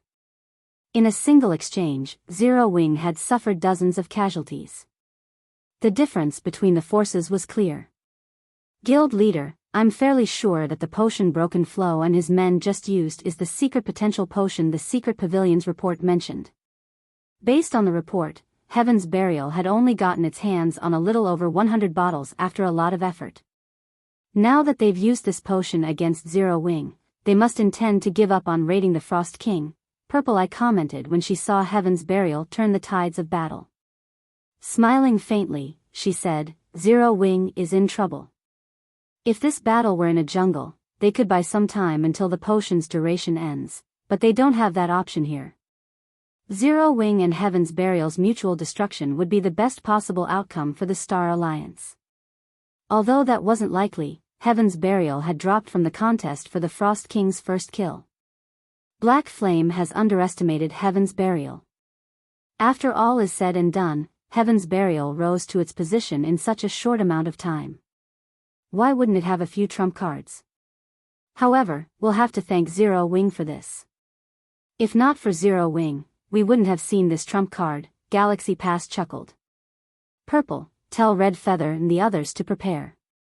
Once Heaven's Burial's berserk skills run out, send them into the fight. Guild leader, rest assured. We'll collect the weapons and equipment they drop, Purple Eye said, giggling. Back in the battlefield, the tables had turned on Zero Wing, and they began to retreat to buy as much time as possible. After all, Power of Darkness had a very long duration. Ordinary berserk skills were no match for it. If they could endure until Heaven's Burial's berserk skills ended, they could reclaim the fight. Suddenly, Shifeng turned his attention towards the enemy's 100-man expert team. Heaven's Burial's trump card had surprised him. If not dealt with properly, Zero Wing could lose this fight. Black Flame, you dare face me? I'll take your head. After killing a level 45 berserker, Broken Flow shifted his gaze toward Shifeng as the man charged for him. Grinning, he led a dozen or so players to surround Shifeng. Swordmaster Reborn.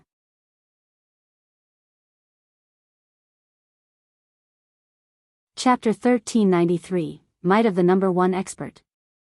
As Broken Flow took action, several elementalists close to him began to chant their incantations, using ice spears and ice walls to hinder Shifeng and allow Broken Flow and the other melee experts could surround the swordsman. At the end of the day, Shifeng was still Star Moon Kingdom's number 1 expert. Even if their attributes rivaled that of a great lord of the same level, they weren't certain that they could kill Shifeng with brute force alone. Good. Surround him. Do not let him escape. Singular Burial had also activated his berserk skill, a silvery glow wrapping around his body. He then unfurled the magic scroll in his hands. Suddenly, one silver arrow after another manifested in his hand, flying toward Shifeng as he dodged the incoming ice spears. Dozens of silver arrows formed silvery streaks of light as they shot towards their target. Not only were they astonishingly fast, but they cut off Shifeng's escape path. The guild leader must be really angry. He's even using his precious Tier 3 curse. Even if Black Flame survives the attack, he'll be severely injured. Broken Flow was slightly astonished as he watched the arrows bombard Shifeng. The magic scroll Singular Burial had just used contained the Tier 3 curse, Light's Guidance. When activated, it would allow the user to fire 30 arrows per second, each arrow containing the might of a Tier 3 spell. Not only could these arrows repulse a Great Lord, but they also dealt divine damage. All damage reduction effects were useless against this attack. Even mythic monsters would receive significant damage if the arrows hit, not to mention players. Meanwhile, Light's Guidance had a duration of 10 seconds. In other words, Singular Burial could launch a total of 300 arrows. With damage reduction effects nullified, a Tier 3 spell could kill current players instantly. Of course, dodging all 300 arrows was impossible. Even if Shifeng had an invulnerability skill, it wouldn't last him through all 10 seconds. To make matters worse, when rangers used this magic scroll, the arrows would receive a 30% speed boost. The arrows would move so fast that even great lords of the same level would not be able to react in time. As the arrows were about to hit their target, Shifeng adjusted his footwork and executed Sword's Orbit. Immediately, a galaxy of stars danced around his body, striking down one arrow after another and causing a series of explosions. The resulting shockwaves were so powerful that even Broken Flow, who stood over 20 yards away, nearly lost his footing. The resulting white flashes blinded those watching, but even after a few seconds of this attack, not a single arrow had struck Shifeng. The most these silver arrows did was push Shifeng back. The ground shattered with each retreating step Shifeng took. By the time Light's Guidance's 10-second duration ended, craters pocked the ground where the arrows had landed. When the dust settled, Shifeng was still in one piece, with silver arrows decorating the ground around him. How is this possible? Seeing this scene, Heaven's Burial's experts were stupefied. Even Broken Flow, the expert team's leader, was speechless. While Broken Flow had considered the minute possibility of Shifeng successfully blocking Light's Guidance, he had never expected the man to do so without using a single skill. Shifeng had negated the Tier 3 curse relying solely on his swordsmanship. It was truly inconceivable. The silver arrows even packed enough power to knock back a Tier 3 Great Lord. If Broken Flow had to face 30 of those arrows per second, even with the secret potential potion and a berserk skill, he was only confident in blocking a dozen or so. The arrows were simply too fast. Yet, out of the 300 arrows Singular Burial had launched, not a single one had struck Shifeng. They hadn't even torn the swordsman's cloak. No matter how Broken Flow thought about it, the feat should have been impossible, yet he had just witnessed it. Sure enough, using Sword's Orbit to block that attack really pushed the envelope, Shifeng thought to himself as he looked at his own HP. Currently, he only had a little over 30,000 HP remaining. He had lost over half of his HP from countering the attack. Those silver arrows' power could rival even that of a Grand Lord. Despite blocking them successfully, he still received damage. Had the assault continued for several more seconds, he would have been forced to use absolute domain. He's not dead? Singular Burial was dazed when he saw Shifeng standing. He was more familiar with Light's Guidance's power than anyone. Most players only knew that the attack was powerful. They didn't realize that the arrow's strongest aspect was their speed. Keeping up with the arrow's speed visually was already a challenging feat, not to mention keeping up with them physically. Just how fast are his reflexes? Daybreak Fog's eyes widened. She hadn't even been able to follow the arrows with her eyes, yet Shifeng had casually deflected every one.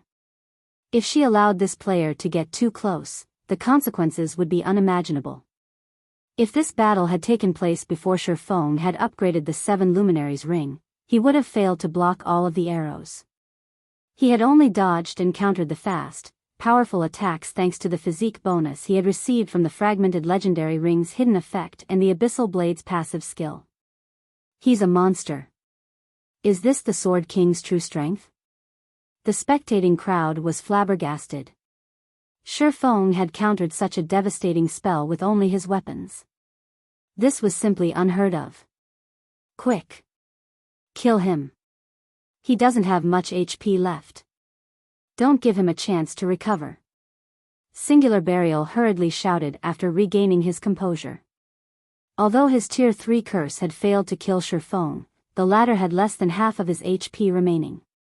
As Singular Burial gave the order, he retrieved another Tier 3 magic scroll from his bag and activated it. Suddenly, multiple small magic arrays formed around Singular Burial. Meanwhile, Broken Flow and the other experts of Heaven's Burial recovered their senses as well and charged at Shifeng, not giving him an opportunity to move closer to Zero Wings healers. In the blink of an eye, 36 spears of dark fog appeared behind Singular Burial, each spear radiating a deathly aura. Die! Singular Burial sneered at Shifeng. This spell was called Soul Sanction. Although it was not as powerful as Light's Guidance, the 36 spears were not physical, they could not be blocked, only dodged. Soul Sanction? Shifeng's expression darkened when he noticed the soul spears appear behind Singular Burial. An unstoppable spell was far more dangerous than a powerful one. Immediately, he executed void steps and disappeared. Don't even think of running away. Broken Flow reacted quickly and used charge, aiming for Shifeng's previous location. Upon arriving, he stomped the ground powerfully. Tier 1 skill, Thunderclap. When activated, the skill dealt 20% physical damage to all enemies within a 20-yard radius and inflicted a numbing effect for 5 seconds. As Void Steps was a combat technique, not a skill, the slightest interference could easily disrupt the technique. Suddenly, Shifeng's appeared a short distance away from Broken Flow. Meanwhile, Singular Burial had locked onto Shifeng the moment latter reappeared. He then controlled the 36 soul spears, sending them flying towards the swordsman. In the blink of an eye, the spears appeared before Shifeng, giving him no time to react. The split second before the attack landed, however, Shifeng activated Divine Steps and switched positions with one of his doppelgangers. He dodged the spears and appeared beside Broken Flow. Reacting quickly, Broken Flow used Beheaded, his greatsword splitting into 3 identical copies as it slashed toward Shifeng. Elusive Strike. In response, Shifeng ignored the 3 incoming attacks as he swung Killing Ray at an empty space. Dang! Suddenly, a greatsword appeared out of thin air, Shifeng's sacred sword forcing the massive blade to a halt. Impossible. Confusion twisted Broken Flow's expression as Shifeng blocked his attack. Although the 3 greatswords appeared real, all 3 were fakes. The true attack was hidden in a corner. Broken Flow had created this technique personally and had yet to use it in battle, yet Shifeng had stopped the attack without hesitation. However, Broken Flow didn't know that Shifeng had seen Elusive Strike hundreds of times. He had long since familiarized himself with the technique. You've made your move. Now, it's my turn.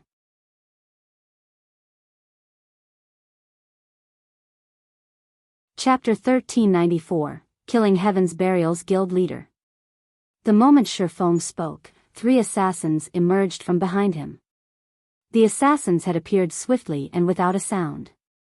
Immediately, they thrust their daggers at Shifeng's back from 3 different directions with excellent coordination. "You won't have the chance." Seeing his companions, Broken Flow grinned. His biceps bulged as he swung his greatsword toward Shifeng's throat.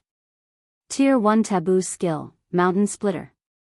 The Taboo skill instantly increased Broken Flow's strength by 120% and attack speed by 100% for 3 seconds. With attacks from both sides, Shifeng had nowhere to flee, and due to the close proximity, he had no time to dodge. As the 4 players' weapons were about to bite into their target, Shifeng emitted a dark aura. 4 sword lights then bloomed around him. Power of Darkness. For Moon Lotus. Dang. Dang. Dang. A series of clangs rang out, and dazzling sparks appeared around Shifeng's body.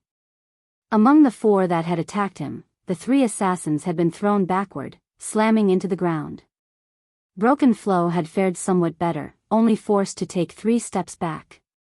The difference between their strengths was clear. "You," Broken Flow glared at Shifeng, who remained standing, in astonishment. He couldn't figure out how Shifeng had blocked those attacks. Mountain Splitter had increased his strength by 120%. With his current attributes, he could even contend with a great lord of the same level for a short time, yet this player before him had blocked all 4 attacks and pushed him back. Even now, Broken Flow's arms were numb from encountering Shifeng's defense. As Broken Flow stared at Shifeng, his mind still trying to come up with a way to defeat the swordsman vanished. Crap. Broken Flow was taken aback when Shifeng disappeared. Hurriedly, he executed Whirlwind Slash. However, Shifeng had appeared behind him before he knew it, and fresh blood poured from his body. The magic weapon, Abyssal Blade, had stopped his Whirlwind Slash. Before Broken Flow could react, 2 more sword lights, 1 blue and 1 white, cut across his body, devouring his remaining HP. Although Broken Flow tried to say something, his vision had already begun to darken. As his body collapsed, he dropped a pair of combat boots. From the moment that fight had begun to its ending, Broken Flow's nearby companions hadn't been able to offer their leader any support. They only saw Shifeng vanish and reappear beside Broken Flow. Following which, 1 sword light after another cut through the berserker, and before they even realized it, Broken Flow fell. The fight had ended so quickly that even the nearby healers had not managed to cast Truth's shield on the berserker in time. Damn it. Singular Burial paled at this scene. Broken Flow was the strongest berserker in Heaven's Burial.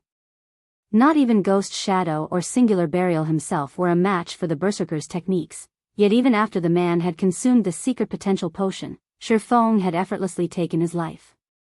Meanwhile, the spectators watching from a distance were dumbfounded. "This is a trick, right? Broken Flow died, just like that? Can someone tell me what just happened?" The distant spectators were confused to see Broken Flow fall. After a single exchange, Broken Flow had died. Silence reigned over the battlefield. Shifeng's swordsmanship had astonished every player watching. Before anyone could react, Shifeng disappeared again and emerged before the 3 assassins that had attacked him as they stood up. He then swung Killing Ray lightly at the 3 assassins. Shadow Blade. 1 streak of blue light, accompanied by 9 streaks of black light, flashed around the 3 players. The 3 assassins were experts, so they instinctively activated Vanish to block Shifeng's attack. However, when they tried to do so, they suddenly discovered that their skills were unusable. They then noticed that the light around them had dimmed. This was the aura of Time's forbidden domain. For 30 seconds, all enemies within a 500-yard radius couldn't use any of their skills or tools. The 3 assassins could only watch as the numerous sword lights descended. Without time to defend themselves, all 3 assassins died instantly, their bodies transforming into particles of light and disappearing. At the same time, they dropped 3 pieces of equipment. After killing the 3 assassins, Shi Feng set his sights on Heaven's Burial's melee experts a short distance away. These several melee experts, who had brimmed with confidence previously, felt chills crawl down their spines. They turned and fled as if they had just seen the devil himself. Run! A single word etched itself into their minds. Even Heaven's Burial's #1 berserker could not stop Shi Feng. And now that they couldn't use any of their skills, even if they worked together, they'd be throwing away their lives if they tried to face that monstrous player. Everyone, retreat. Get out of the silencing domain's range. Singular Burial shouted in the guild chat. Although the guild leader had given the command, Forbidden Domain covered a 500-yard radius area. It would take quite some time to escape. Zero Wings members excitedly chased after the fleeing Heaven's Burial experts. Now, they only needed a little effort to kill an opponent.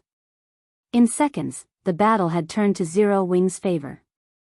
Guild leader, what should we do? Purple Eye frowned as she watched Heaven's Burial's members hit the ground, one after another. She had originally thought that, once Zero Wing was wounded and Heaven's Burial had used up its trump cards, the Star Alliance could sweep in to harvest the top-tier equipment. Now, however, Zero Wing dominated over Heaven's Burial. The Star Alliance had no hope of reaping the rewards from the 2 guilds' destruction. Forget it. Recall the others. Galaxy Past could not help but sigh as he watched Heaven's Burial's members run for their lives. If Zero Wing had suffered some grievous losses, the Star Alliance would have had an opportunity to take action once Heaven's Burial's berserk skills ended. Not only would Zero Wing owe them a favor, but they'd also deal a heavy blow to Heaven's Burial. The Star Alliance could also pocket some of the weapons and equipment the 2 guilds had dropped. It had been a perfect plan, killing 3 birds with 1 stone. And yet, Black Flame alone had disrupted that perfect plan. Until now, it had been unheard of for a single player to turn the tide of battle, but Black Flame had done just that. Only now did Galaxy Past understand why the Secret Pavilion had warned him not to provoke Zero Wing.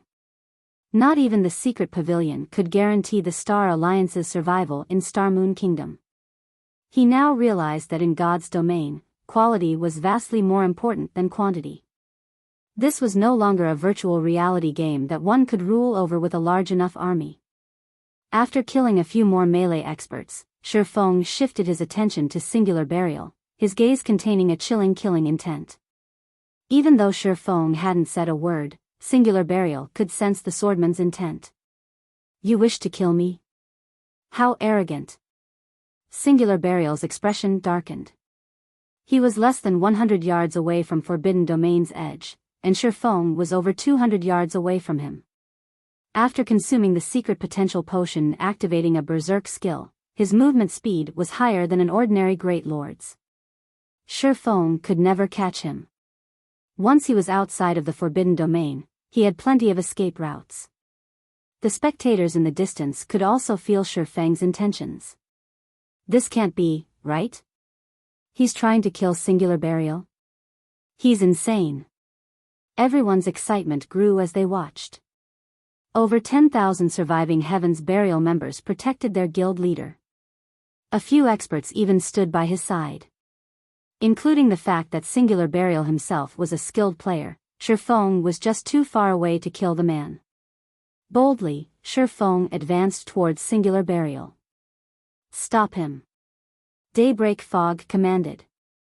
Losing this battle was a huge hit to Heaven's Burial's reputation. If their guild leader died, standing among an army of over 10,000 players, the guild would suffer even greater embarrassment. They would become the laughingstock of Star Moon Kingdom. The other guild members understood the severity of the situation as well. The fleeing members stopped and turned to face Shi Feng. Although they could not do any damage to him, they could buy some time. Despite the tidal wave of players surging towards him, Shi Feng showed no signs of retreating. Instead, he activated Thunder God's Descent, increasing his speed and damage significantly. He then activated Dragon Breath. Shi Feng then fired a beam of white light from his mouth.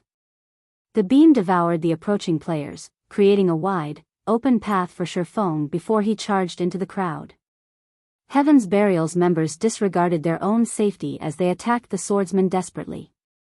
Only, before they got close to Shifeng, their bodies transformed into particles of light and disappeared. As Shifeng passed by players, sparks of light danced in the air. The distant players were stupefied. However, the swarm of players had slowed Shifeng's approach. When Shifeng was 50 yards away from Singular Burial, the latter finally left the forbidden domain and could use skills and tools again. Black Flame, you are 10 years too early if you think you can kill me. Singular Burial sneered at Shifeng, who was surrounded by a sea of players. He then took out a Tier 1 instantaneous movement scroll from his bag, intending to leave the battlefield. Once he left, Shifeng wouldn't be able to reach him. Is that so? However, as soon as Singular Burial finished speaking, a deep voice reached his ears. Before Singular Burial could turn around to see the voice's owner, a streak of blue light cut across his body. Everyone was stunned. Like magic, Shifeng had appeared behind Singular Burial, dragging his blade across the man's body. Tier 2 Taboo Skill, Instant Strike. Despite the secret potential potion and an active berserk skill, Singular Burial couldn't keep up with the enemy guild leader, whose attack speed had increased by 500%. Before Singular Burial could even activate his instantaneous movement scroll, several streaks of light had blossomed across his body, devouring his HP.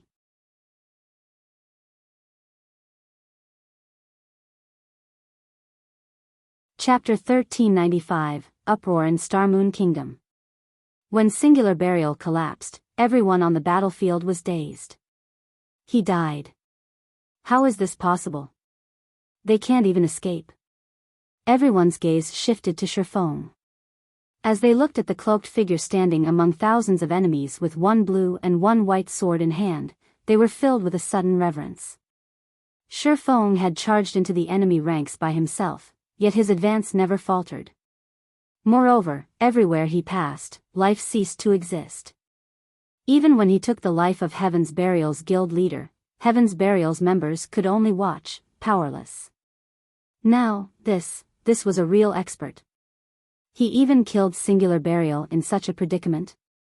Galaxy Past could not help his astonishment as he watched Singular Burial's body hit the ground, still holding the instantaneous movement scroll. Unlike return scrolls, instantaneous movement scrolls could be used without an activation process. Yet, not even Singular Burial had reacted in time to save his own life. One could just imagine how fast Shifeng was. If Galaxy Past had been in that position, he had no doubt that he would have suffered a similar fate. Kill him. Daybreak Fog bellowed. Now that quite a few people had already escaped the forbidden domain, they could naturally use skills and tools against Shifeng. Moreover, Shifeng stood in the heart of Heaven's Burial's army. He had also just used several skills consecutively, so they should be on cooldown. They still had a chance to kill this man. Moreover, Shifeng had less than half of his HP remaining, which increased their chances of killing him. Hearing Daybreak Fog's command, many of Heaven's Burial's experts recovered their senses. Some immediately launched powerful skills and spells, while some used magic scrolls. Watching these attacks rain down on him, Shifeng activated Void Shield before dashing towards the nearby experts. Shifeng was already fast enough to dodge the majority of the spells and skills. Even when targeted by some rare, unavoidable attack, he could rely on his extraordinary senses to block them. Meanwhile, Void Shield created a shield that had 10 times its user's maximum HP. After activating Power of Darkness, Shifeng's HP had broken past the 160,000 threshold. In other words, the shield could absorb over 1,600,000 damage in addition to increasing Shifeng's HP recovery rate by 500% and movement speed by 100%. Shifeng bobbed and weaved, avoiding the ranged attacks. Not only hadn't his HP decreased, but it had begun to recover at a visible rate. As Shifeng passed, the players in his path promptly faded in a shower of sparkles. None of these players could survive his hits. Even the expert players died by the time Shifeng was within melee range if they didn't activate a life-saving skill in time. After a brief moment, hundreds of weapons and equipment joined the battlefield, dropping from Heaven's Burial's elites and experts that Shifeng had killed. The bloodlust Shifeng radiated was many times stronger than that of Heaven's Burial's experts after they had consumed the secret potential potion. His bloodlust was so intense that Heaven's Burial's members shuddered, unconsciously backing away. They now realized that they hadn't trapped Shifeng. Rather, they had jumped into the tiger's den as an offering. Impossible. Is he the incarnation of a god? The distant spectating players were stupefied. As Shifeng took a step forward, Heaven's Burial's members took a step back. They maintained a distance of over 20 yards away from Zero Wing's leader, not daring to move an inch forward. Heaven's Burial's army consisted of over 10,000 elite members, yet not one of these players dared to charge at Shifeng. Seeing this, the various large guilds in the distance inwardly celebrated. They were thankful that they had never provoked Zero Wing. Big Sis Fog, what should we do now? A core member from Heaven's Burial asked Daybreak Fog, who currently wore a grim expression. Do we continue fighting? Fight? When Daybreak Fog watched Shifeng walk through Heaven's Burial's army as if he were strolling through his own backyard, she could not help but shake her head and order, have everyone retreat. Shifeng's horrific combat power had long since frightened these players. They had lost any will to fight. If Heaven's Burial continued this battle, it would only result in more casualties. When Daybreak Fog gave the command to retreat, Heaven's Burial's members breathed a sigh of relief as they fled from the battlefield. However, Shifeng had no intention of letting Heaven's Burial go. He led his guildmates in the continued slaughter. He only gave up the chase after the enemy players left the frozen scar. Meanwhile, recordings of this battle were instantly uploaded to the official forums, the outcome causing an uproar throughout Starmoon Kingdom. Crap. Zero Wing is too strong. It exterminated over half of Heaven's Burial's 20,000-man army with just a team of 1,000 players. Who would dare doubt Zero Wing's strength after this? Now, that is what I call a swordsman. As expected of the man nicknamed the Sword King by the secret pavilion. This won't do. I must join Zero Wing right away. For a time, the names Black Flame and Zero Wing became the focal point of Starmoon Kingdom once again. Black Flame's newfound fame inspired many independent players to join Zero Wing, eager to learn some of these combat techniques. One player had repelled an entire guild by himself. No one had ever thought it was possible. Without a doubt, the Sword King Black Flame was the perfect role model for independent experts. Why wouldn't they want to join Zero Wing? After the battle and the frozen scar ended, all kinds of weapons and equipment decorated the spacious battlefield. Every one of these items was enough to drive an ordinary player mad. These items would even tempt guild elites, yet despite so many precious items laying on the ground, not a single player dared to approach them. They stood by quietly as Zero Wing's members looted the battlefield. Zero Wing struck gold this time. Those are all items from over 10,000 elite players. Purple Eye watched Zero Wing's members jealously as they collected the weapons and equipment. Weapons and equipment were vital to a large guild's development. Due to the lack of available weapons and equipment in a large guild, ordinary members were sometimes forced to stay that way despite having combat standards of an elite member. Now that Zero Wing had received so many weapons and equipment from Heaven's Burial, it could nurture another large batch of elites, growing even stronger as a guild. Heaven's Burial's members sure are wealthy. Shifeng couldn't help his astonishment as he read the item list his subordinates had compiled.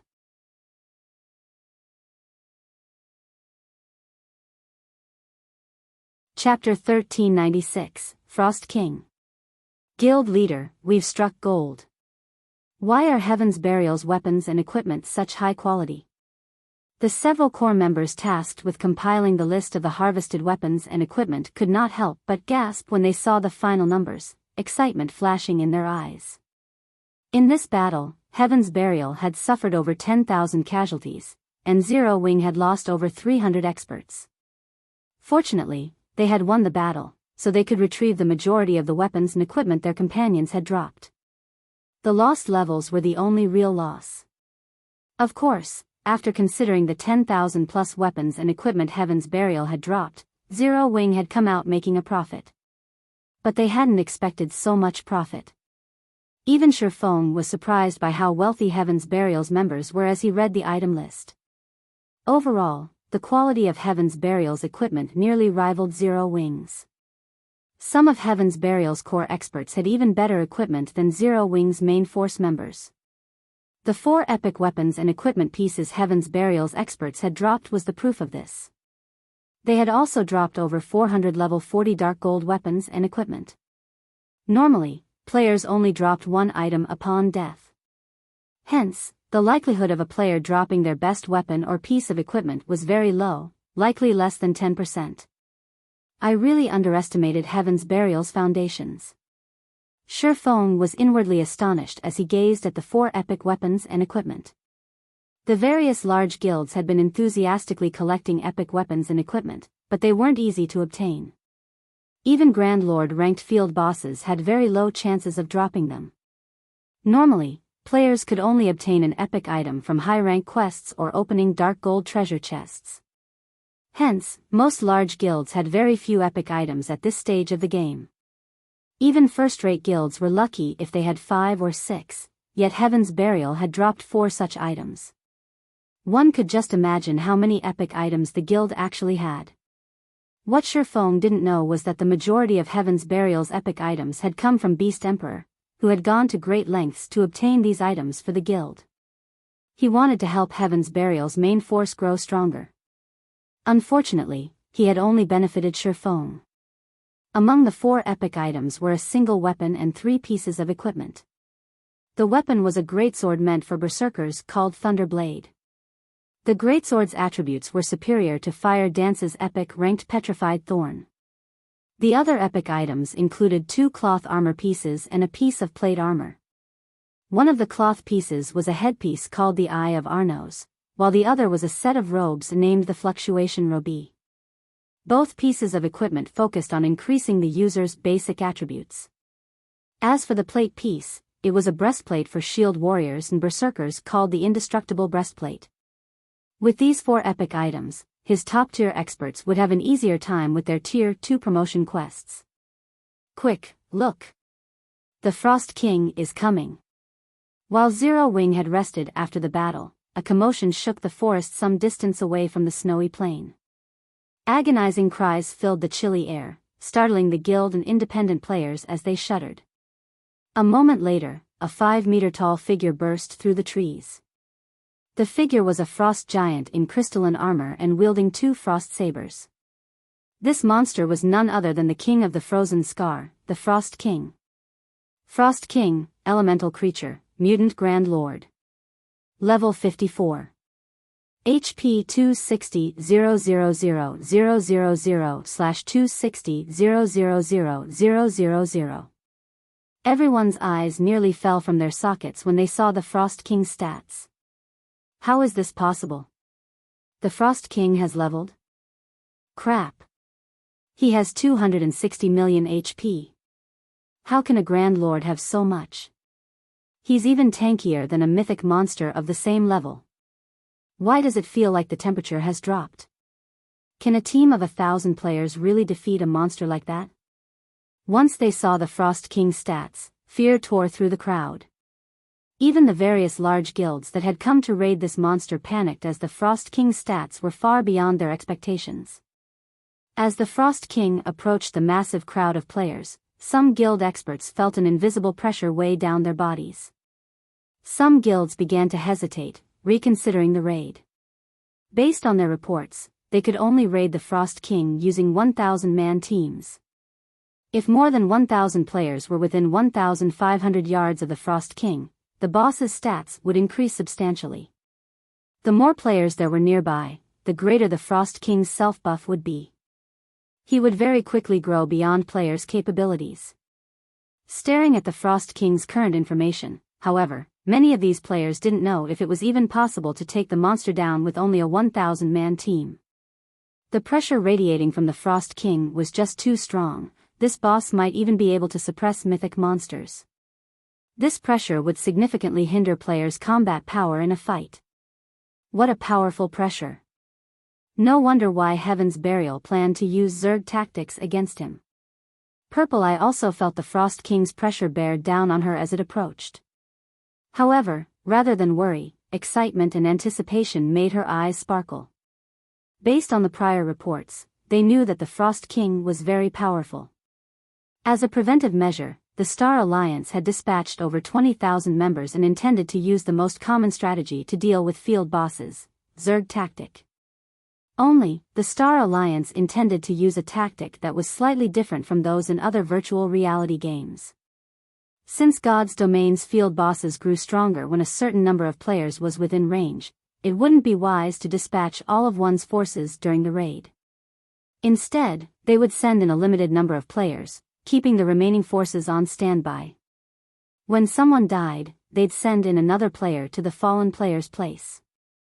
This way, a team could continue the raid with the optimum number of players, slowly whittling the boss down. As one of the most common strategies the various large guilds used to raid field bosses, it was the reason that these guilds preferred to kill field bosses over dungeon bosses. If they lacked quality, they could make up for it with quantity. Furthermore, the more powerful a monster was, the better loot it would drop. For a horrifically powerful monster like the Frost King, needless to say, his loot would be awe-inspiring.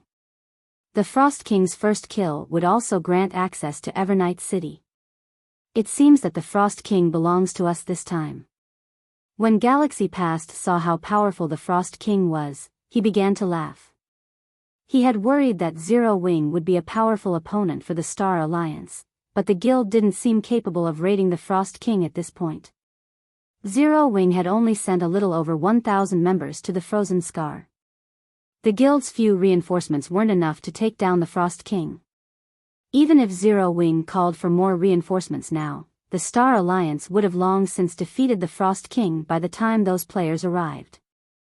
Suddenly, the Frost King, who was 2,000 yards away from the nearest group of players, released a low, wordless shout, and a human-like sneer appeared on his face as he stared at the players from the various guilds. Then, he vanished. By the time he reappeared, he was less than 500 yards away from the guilds.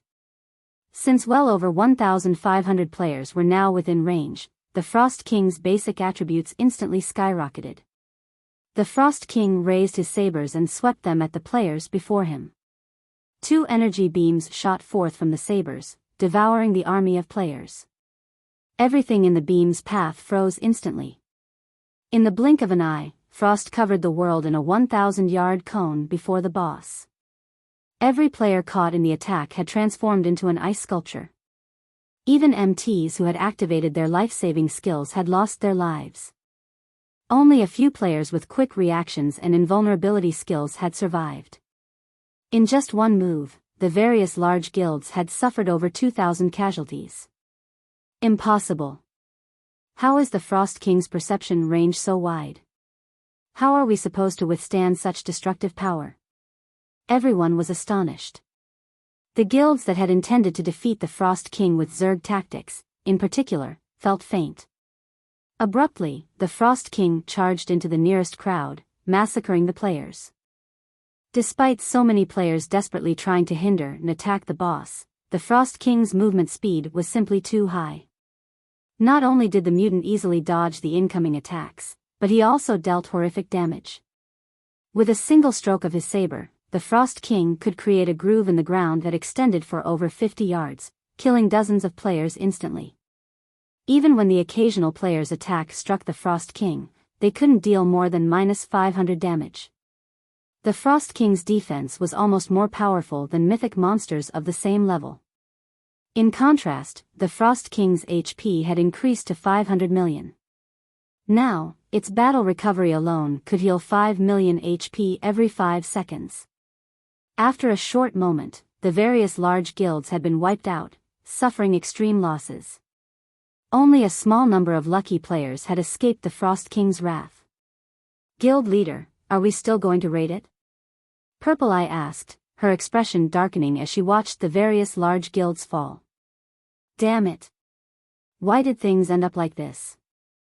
Galaxy Past frowned as he watched the Frost King's unstoppable rampage. The boss had actually taken advantage of the guild's plans to use Zerg tactics to strengthen itself. That was simply unheard of. Retreat. Pull away from the boss. Immediately, the Star Alliance's members fled from the battlefield, not daring to linger. After a few more moments, only a small number of players occupied the previously crowded plains as most had fled to the Frozen Scars entrance. Everyone's gone. Shifeng muttered as he glanced at the crowd by the dungeon's entrance. He then swept his glance towards the Frost King, who had calmed. Smiling, he then said in the team chat, "All right, let's move out." He had guessed that this would happen. After all, even he had only dared to come this far after thorough preparation.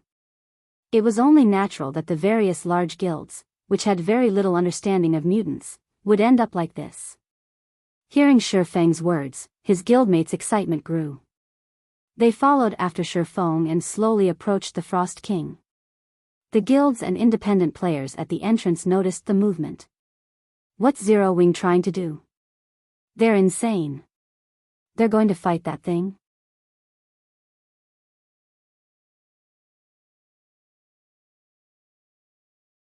Chapter 1397, Zero Wing takes action. The players near the Frozen Scars entrance were confused as they watched Zero Wing's members approach the Frost King. Every one of these players had seen for themselves how powerful the Frost King was. Not only did the boss have a domain that could suppress his enemies' attributes, but he also possessed frightening, destructive power. Current players had no hope against this monster. Not even the most common Zerg tactics had any effect on the Frost King, much less a measly army of 1,000 players. Even level 44 shield warriors with over 40,000 HP had died instantly after activating Shield Wall. If none of their MTs could tank the Frost King, how were they supposed to raid this boss?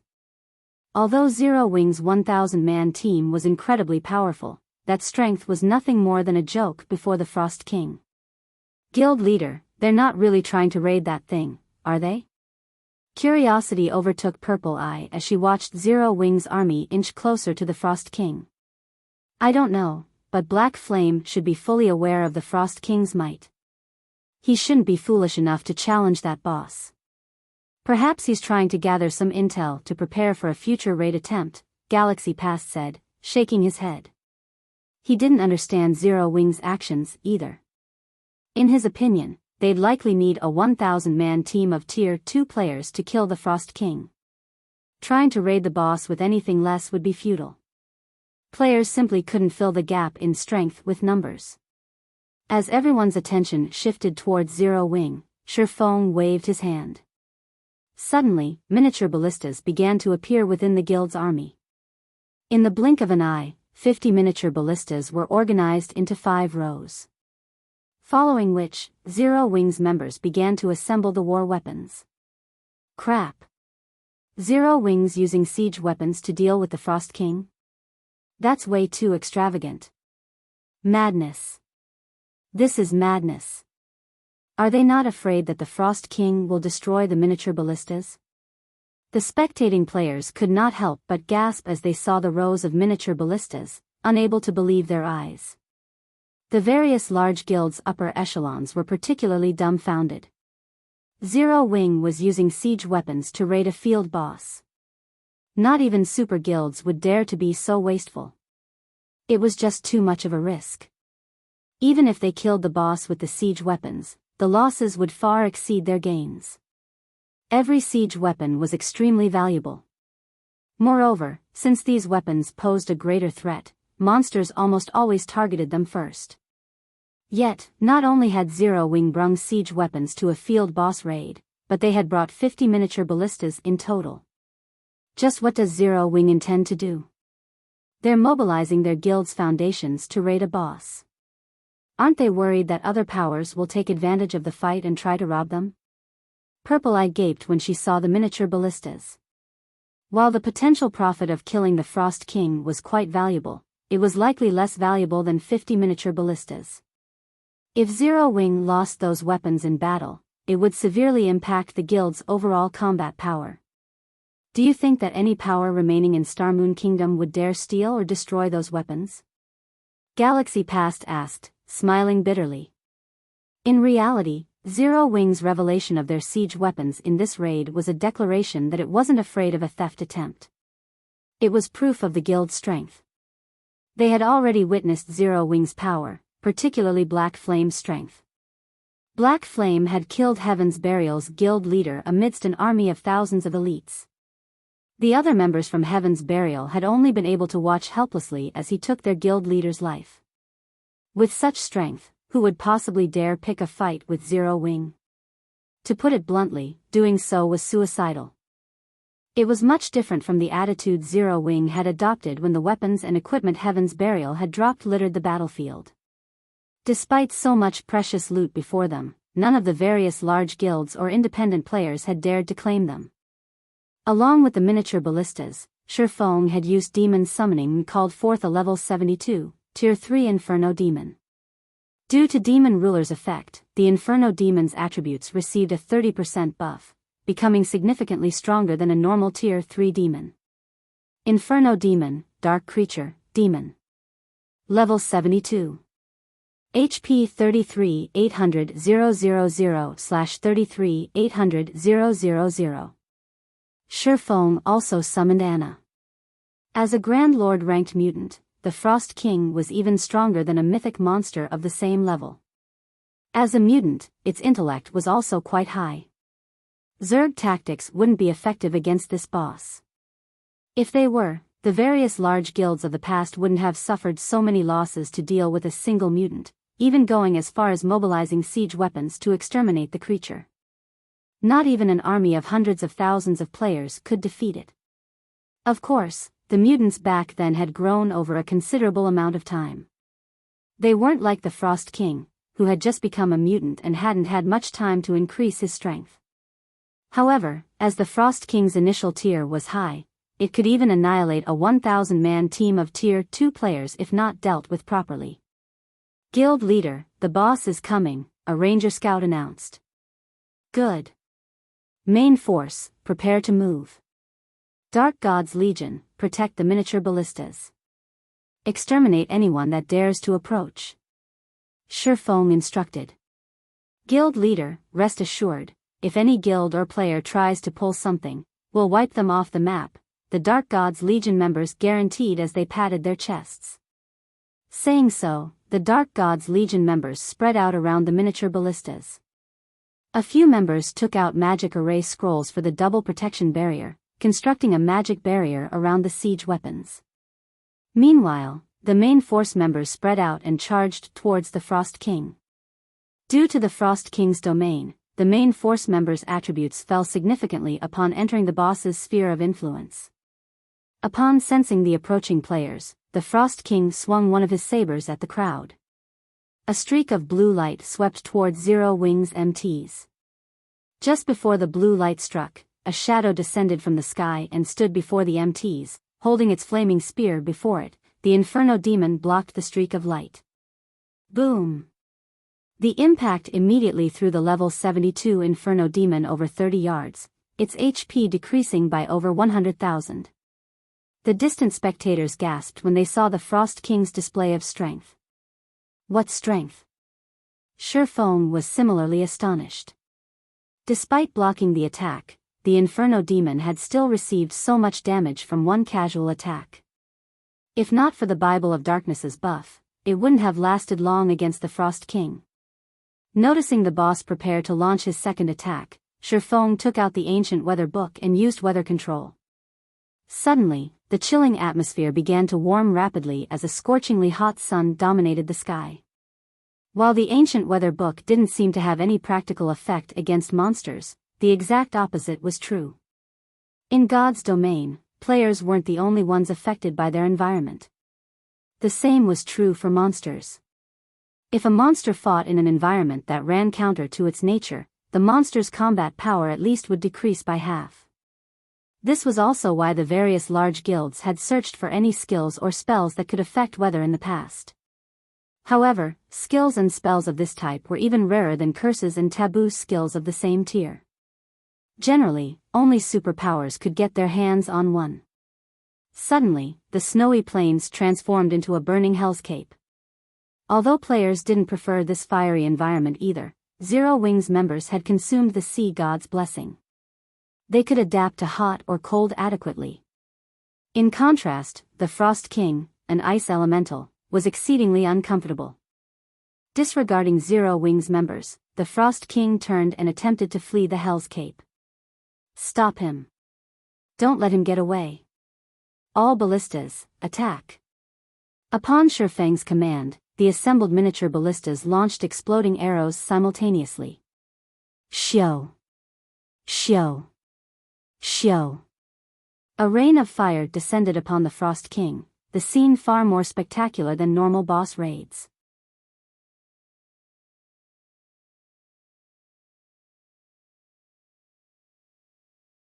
Chapter 1398, Tier 4 Strength. The 50 exploding arrows rained down on the Frost King like meteors. Roar! Noticing the incoming attacks, the Frost King roared. It then brandished its twin sabers, cutting down the exploding arrows before they could land. The boss knocked the majority of the exploding arrows off course. As for the remaining arrows, the Frost King simply took a step forward and dodged most of them, while blocking a small portion with his sabers. In the end, only 3 exploding arrows had connected with their target. Minus 32,964. Minus 33,157. Minus 32,849. Such high defense. Zero Wings members could not help their surprise. On its own, an exploding arrow was as powerful as a Tier 2 spell, but with the miniature ballista's damage modifier, these arrows could compete with the strongest Tier 2 spells. Overall, a single exploding arrow could deal over minus 100,000 damage against a Great Lord of the same level, yet the few that had struck the Grand Lord-ranked Frost King had only dealt a little over minus 30,000 damage. One could imagine how pitiful their damage would be if players relied on Tier 1 skills and spells to take down this boss. Everyone finally understood why Shifeng wanted to utilize the miniature ballistas. With the minute damage players' attacks would deal, even a 1,000-man team was unlikely to overcome the Frost King's battle recovery. If more than 1,000 players fought the Frost King at the same time, the boss would become even stronger, his strength and defense reaching new heights. The Grand Lord would be unstoppable. As expected of a mutant. Despite such an uncomfortable environment, its reaction speed is still so fast, Shifeng commented, smiling slightly as he watched the Frost King, who still attempted to flee the Hell's Cape. In truth, Shifeng hadn't expected 3 of the 50 arrows to hit the Frost King. After all, he was very familiar with how terrifying a mutant was. Tier 2 attacks would have a limited effect on this creature. Finally, Anna finished her incantation. With a wave of her staff, a level 75, Tier 3 Golden Giant and 10 level 75, Tier 2 Rock Guardians appeared before her. The Rock Guardians immediately formed a magic barrier to trap the Frost King. However, the Frost King was simply too powerful. Despite the barrier, his basic attributes remained unaffected. Fortunately, the Rock Guardians' barrier created an opportunity for the 50 miniature ballistas to bombard the boss. Following which, the miniature ballistas launched another volley at the Frost King. This time, due to the limited space the Frost King had to maneuver, he dodged and blocked significantly fewer arrows. In the end, over a dozen exploding arrows found their mark, damages over minus 30,000 appearing above the boss's head, one after another. Suddenly, the Inferno Demon descended from the sky and activated the Tier 3 skill, Macropyre. Ice elementals like the Frost King feared fire-type attacks over all else. With a single attack, the Frost King lost over 1 million HP instantly. Upon receiving such a significant amount of damage, the Frost King retaliated, swinging one of his sabers at the Inferno Demon with lightning speed. Although the Inferno Demon had used its flame spear to block the attack, it still lost over 100,000 HP. Fortunately, Zero Wings healers supported the summoned demon from a safe distance, granting the creature the ability to fight the Frost King for a long time. With the Inferno Demon and Golden Giant tanking the Frost King, Zero Wings members could freely attack the boss from the sides. Although their damage was insignificant at best, they could, more or less, hinder the Frost King's movements by attacking his joints. For a time, the Frost King engaged in a fierce battle against the Inferno Demon and the Golden Giant, the sounds of weapons clashing echoing throughout the plains.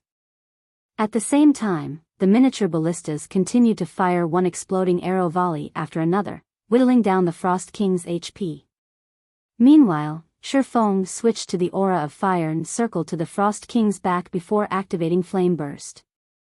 The Frost King released an agonizing cry as he received Shifeng's 15 consecutive strikes.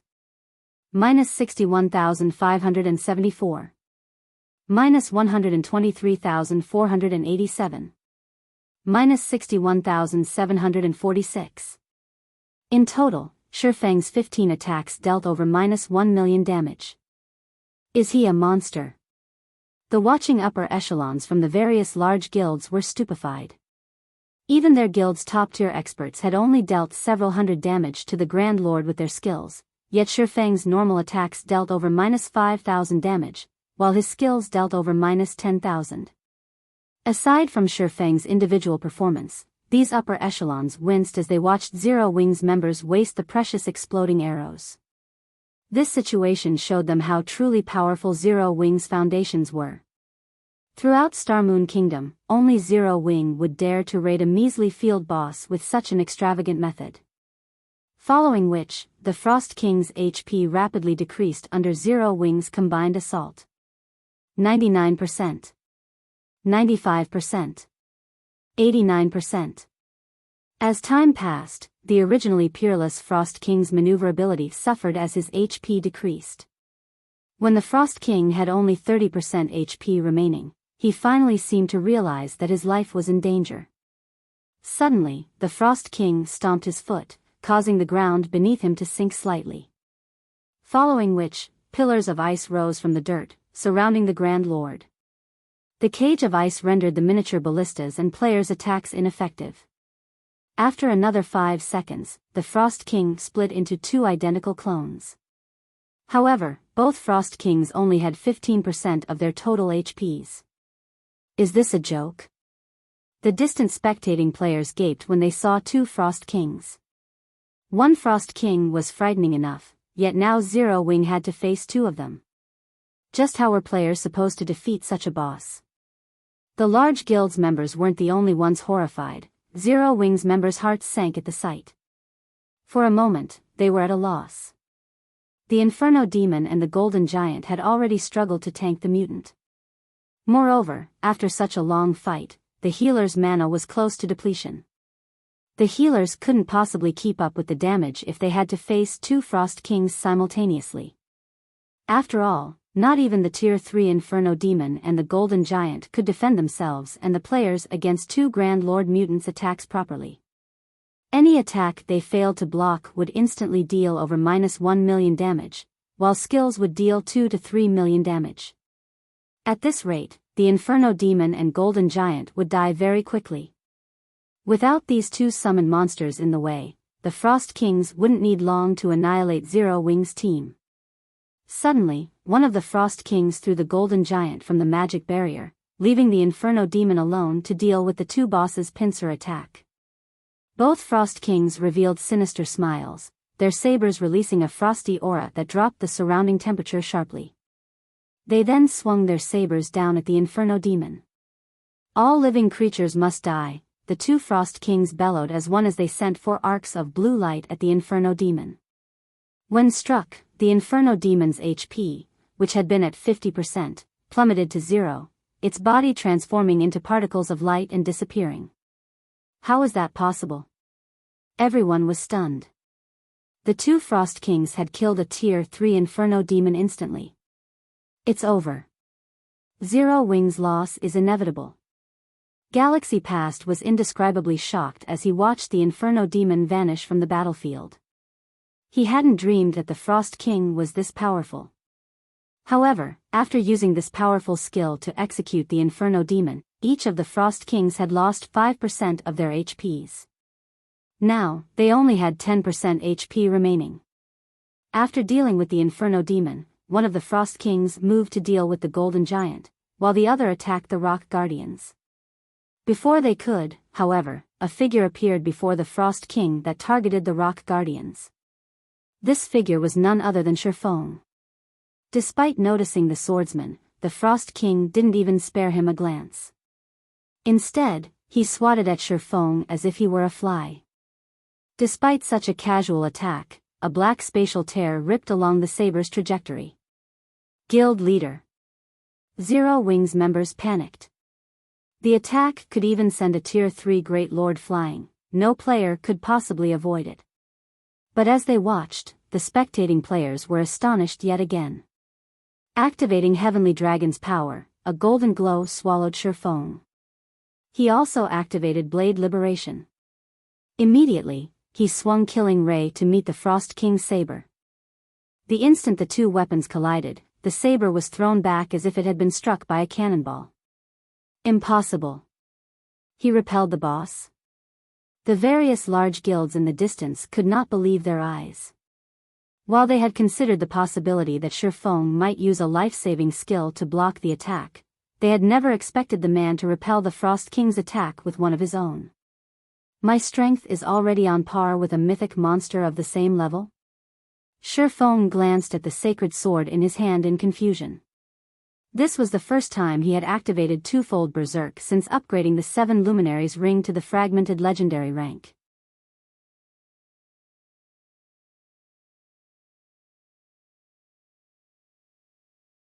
Chapter 1399, Horrific Outbreak. He blocked the attack by himself? An indescribable shock filled the watching players when they saw Shifeng emerge from the clash unharmed. They had experienced the Frost King's strength personally. The Grand Lord had killed players with activated Berserk skills as if they were a joke. Yet, Shifeng had repulsed the Frost King with a single blow. Although the Frost King had weakened slightly after finishing off the Inferno Demon with that powerful skill, players had no hope against its strength. I wonder what Heaven's Burial's reaction will be if Zero Wing takes down the Frost King? Purple Eye mused, smiling bitterly at the repulsed Frost King. She had hoped that the Star Alliance could use the Frost King to elevate its status in Star Moon Kingdom. Unfortunately, that plan was no longer feasible. However, the setbacks the Star Alliance suffered were nothing compared to those of Heaven's Burial. After overcoming so many challenges to gain an advantage over Zero Wing, not only had Heaven's Burial failed to hurt the guild, but it would also lose the advantage of its link between Red Iron Town and Evernight City. We can't underestimate Heaven's Burial. Although they've suffered a miserable defeat here, based on the Secret Pavilion's report, the guild has Beast Emperor's backing. That Beast Emperor fellow has already taken control of several large guilds, including the top first-rate Guild Overlord dynasty, and is the Purple Thorns Kingdom's undisputed ruler. It won't be so easy for Zero Wing to defeat Heaven's Burial, Galaxy Past said, shaking his head. Before the Secret Pavilion had secured ownership of the Star Alliance, his ambitions had been great. He had dreamed of becoming an overlord in God's domain one day. However, after joining the Secret Pavilion, he had come to understand one thing: God's domain was unlike any other virtual reality game that had ever existed. Without the foundations of a super first-rate guild or super guild, ruling over a kingdom was easier said than done. The opponents on the surface were far from the only ones vying for dominance. Many powers lurked in the darkness, developing in secret. If these powers decided to take action, even a first-rate guild might not withstand their might. However, the fact that Zero Wing managed to become the ostensible overlord of Star Moon Kingdom was already plenty amazing. The guild leader is so awesome. He even blocked that kind of attack. Shifeng's performance had rekindled hope in Zero Wing's guild members whose confidence had begun to waver. They immediately resumed their bombardment, using the miniature ballistas to attack the Frost Kings madly. Although the Golden Giant was having great difficulty in dealing with one of the two Frost Kings, now that the Frost Kings had weakened slightly, the level 75 Great Lord ranked Golden Giant would not fall that easily either. Not to mention, the Frost King Shifeng was dealing with had very little HP remaining. Zero Wing definitely had a chance to emerge victorious in this raid. We don't have much time left. Everyone, prioritize attacking my Frost King. Shi Feng instructed hurriedly after repulsing the Frost King before him. While he indeed possessed the strength of a Tier 4 player right now, he could maintain twofold Berserk for only 24 seconds. If they did not finish this battle within that time, annihilation would be inevitable. Shi Feng dashed at his Frost King, who was forced to retreat 4 steps. Abyssal Bind. Phantom Kill. 9 Dragon Slash. At this moment, Shi Feng no longer dared to hold anything back. Suddenly, 9 pitch-black chains emerged from the ground and bound the Frost King. Although Abyssal Bind had little effect on the Frost King, the skill had still managed to freeze the Frost King's movements momentarily, allowing Shi Feng and his doppelganger to arrive before the Frost King in tandem. Flame Burst. The swords carried by both Shi Feng and his doppelganger transformed into dazzling, miniature suns that assailed the Frost King's body. Among the 30 consecutive strikes that landed on the Grand Lord, each one dealt over -300,000 damage, critical hits dealt over -600,000 damage. In addition to Shi Feng and his doppelganger, the 12 Abyssal Blade Phantoms also danced around the Frost King's body, cutting at it. Not to forget, there were still the exploding arrows coming from a distance. Although the Frost King managed to block most of the attacks sent at him, the Grand Lord's HP still plunged to 8%. Shi Feng's explosive power thoroughly stupefied everyone once more. Sure enough, a Grand Lord-ranked mutant really is tough to deal with. Shi Feng's head ached when he looked at the Frost King maintaining its defense against the attacks sent at him. The difference in physique was simply too massive. If Shi Feng were up against an ordinary Grand Lord, he could easily overwhelm the monster's defenses with his combat techniques and strike directly at its body, dealing substantial amounts of damage to it. However, despite the highly disadvantageous environment, the Frost King's reaction speed and attack speed remained terrifying. It was just too difficult for Shi Feng to land an actual blow on the Grand Lord. Even when Shi Feng and his doppelganger struck simultaneously, the Frost King was still able to cope with both of their attacks. If this situation dragged on, even after twofold Berserk's duration ended, they still wouldn't be able to kill one Frost King, much less both of them. A futile struggle. At this time, the Frost King suddenly changed the trajectory of one of his sabers, switching from defense to offense and striking at Shi Feng from an angle. Dang! Fortunately, Shi Feng managed to protect his side abdomen in the nick of time, using Killing Ray. In return, however, he had to take 2 sidesteps before he could stabilize his body. He's starting to recover his strength already? Shi Feng's complexion darkened as he looked at the vibrating sacred sword. Although he was aware that the Frost King would recover from his weakened state very quickly, he never thought that it would happen this quickly. However, the Frost King had no intentions of giving Shi Feng any opportunities to react. The boss promptly brandished his sabers and forced Shi Feng into a defensive state. Now, even Shi Feng's doppelganger had difficulty finding an opportunity to land an attack. This situation panicked Zero Wing's members. They were all aware that Shi Feng was currently using twofold Berserk, and that the combination Berserk skill only had a short duration. However, the exploding arrow's power was simply too mediocre. Each arrow dealt only a little over -30,000 damage. Even if they landed 20 arrows per volley, they would deal just over -600,000 damage to the Frost King. With that kind of damage, it was simply impossible to defeat the Grand Lord within a short period. As Shi Feng was starting to get pushed back, he abruptly stabbed Killing Ray into the ground. Suddenly, a blue pulse of energy spread out into his surroundings. Chilling Field. In the next moment, 9 frost spears appeared around Shi Feng and stabbed madly at the Frost King. Although each frost spear carried only 90% of the skill user's strength, Shi Feng was able to superimpose the strength of 3 spears, the current limit of his capabilities. His technique might not be as refined as Sirius's, but by combining 3 spears into one, he could still roughly double the strength of each attack.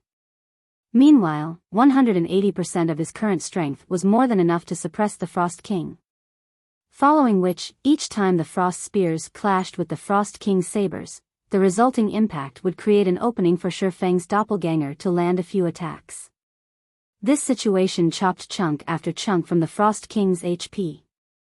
When the Frost King only had 3% of his HP remaining, he became thoroughly enraged. Suddenly, his snowy white body turned pitch black, and the aura he gave off was replete with an indescribable sense of evil. Despicable living beings. You all have truly angered me now.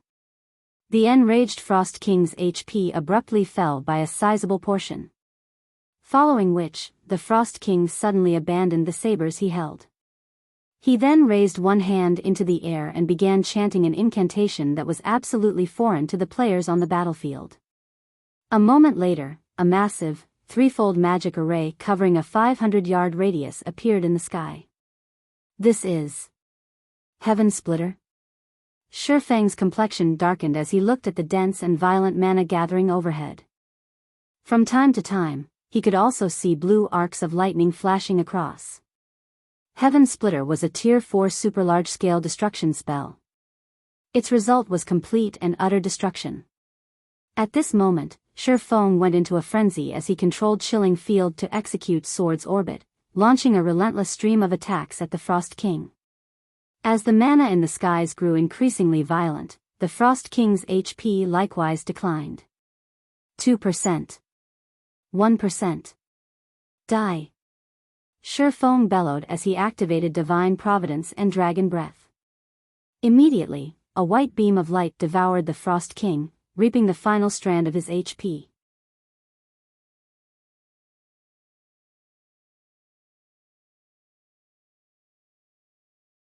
Chapter 1400, King's Loot. When the HP of one of the Frost Kings reached 0, both Frost Kings suddenly turned into ice and shattered.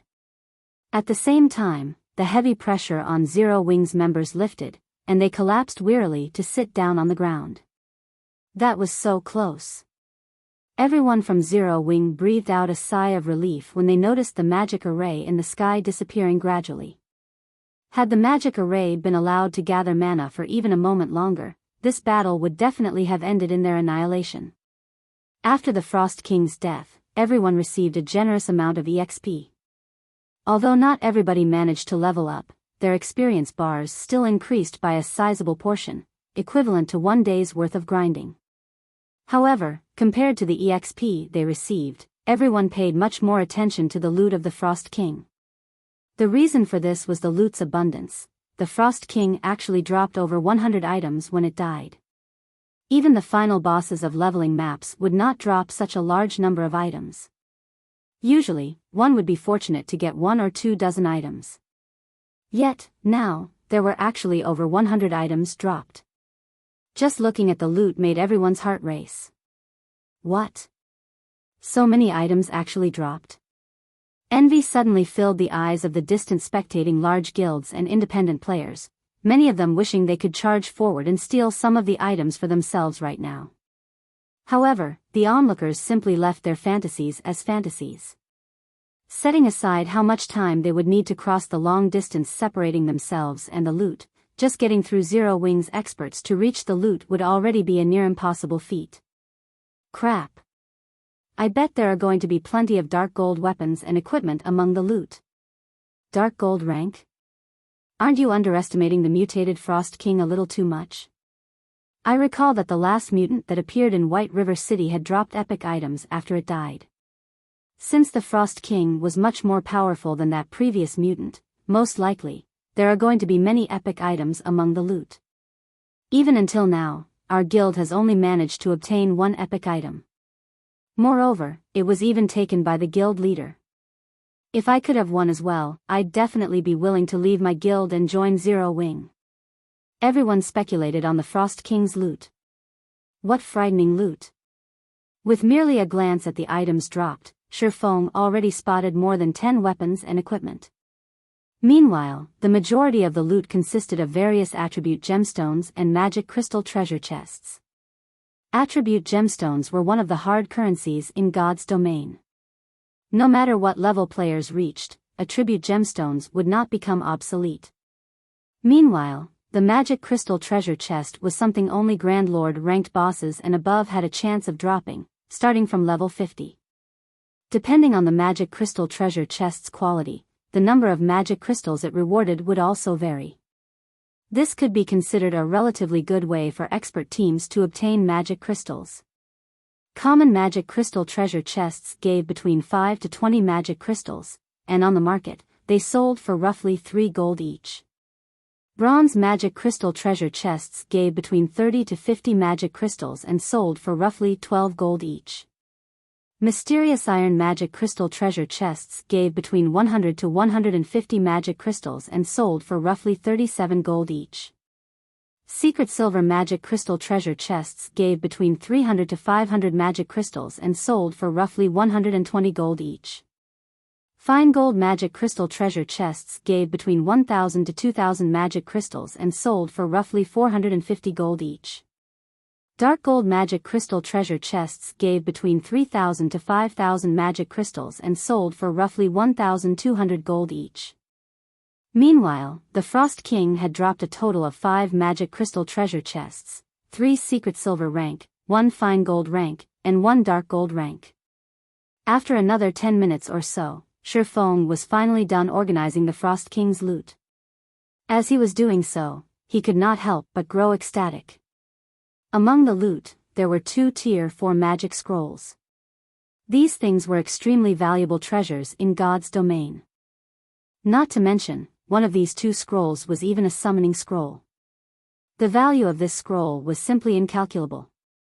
Aside from those, there were also various advanced recipes and designs for the various lifestyle classes. The one Shifeng loved the most was the Titan device design, which ranked near the top even among advanced designs. Or to put it in another way, the Titan device was one of the consumable items all players dreamed of obtaining.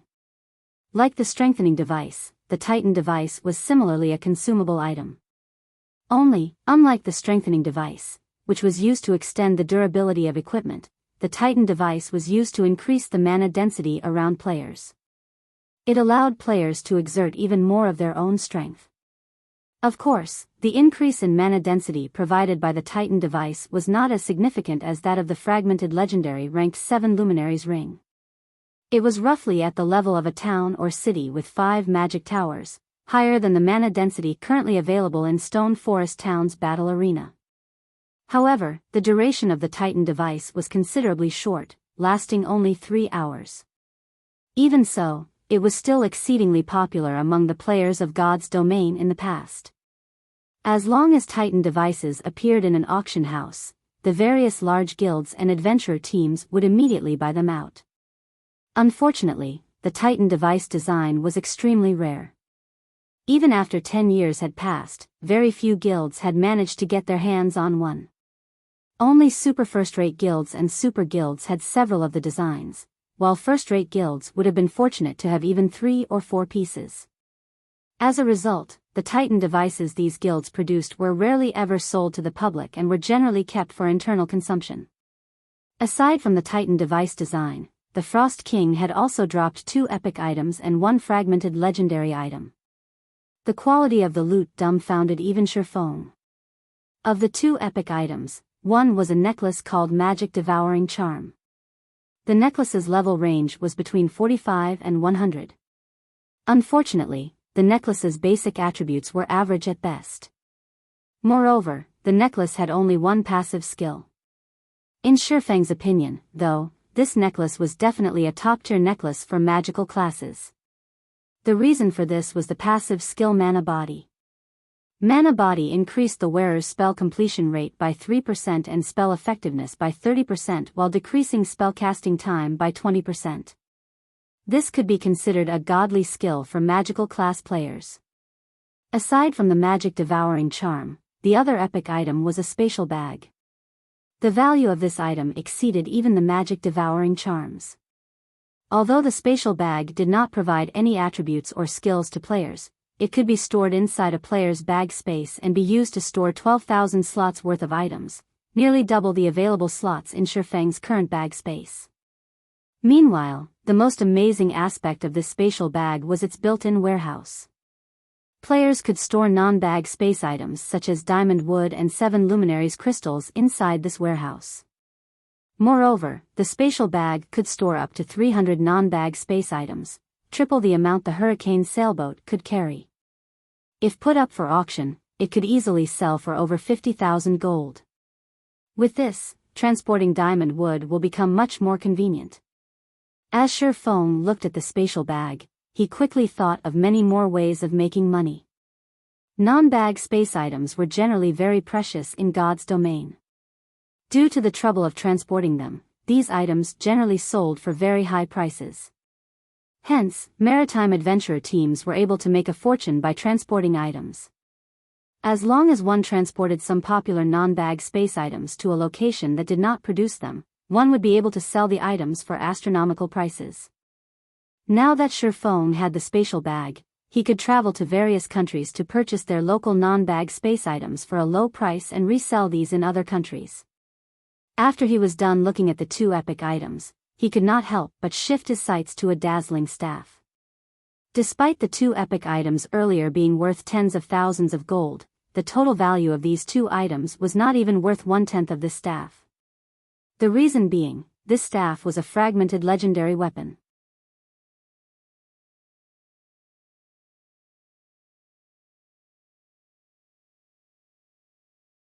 Chapter 1401, Advanced Garrison Order. To current players, epic items were already godlike existences that were unobtainable. What more fragmented legendary items? Even until now, there had been no news of any guild or player that had managed to get their hands on a fragmented legendary item. Although there was the possibility that the ones who had done so were keeping it a secret like Zero Wing, the odds of it happening were very low. After all, in addition to fragmented legendary items being extremely rare, the difficulty of acquiring one was also exceedingly high. In the past, Shadow, which had been a second-rate guild, had never obtained a single fragmented legendary item. From this, one could imagine just how rare fragmented legendary items were. Meanwhile, the fact that the Frost King had dropped a fragmented legendary staff could definitely be considered exceptional luck. Compared to equipment and accessories, weapons were the foundations for improving a player's combat power. As expected of a fragmented legendary weapon, its attributes really are terrifyingly strong. Frost Flame Wrath, 2-handed staff, fragmented legendary rank. Equipment requirement, Strength 600, Intelligence 1500. Attack power, 220% of intelligence. All attributes, increases according to user's level. When equipped, strength increased by 30%, agility increased by 50%, intelligence increased by 60%, endurance increased by 50%, vitality increased by 50%. Casting speed increased by 30%. Cast range plus 20. Magic damage increased by 30%. All spell effectiveness increased by 30%. Spell critical rate increased by 30%, spell cost decreased by 10%. Completion rate of all ice and fire type spells and skills increased by 5%. Ignore levels plus 20. Additional passive skill 1 dash.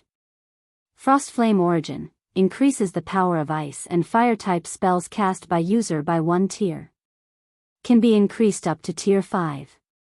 Additional passive skill 2 dash. Elemental Shield, reduces all magic damage received by 50% and physical damage by 30%. Additional active skill 1 dash.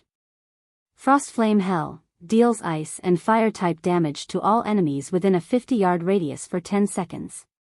Spell effectiveness will be 1 tier higher than user's current tier.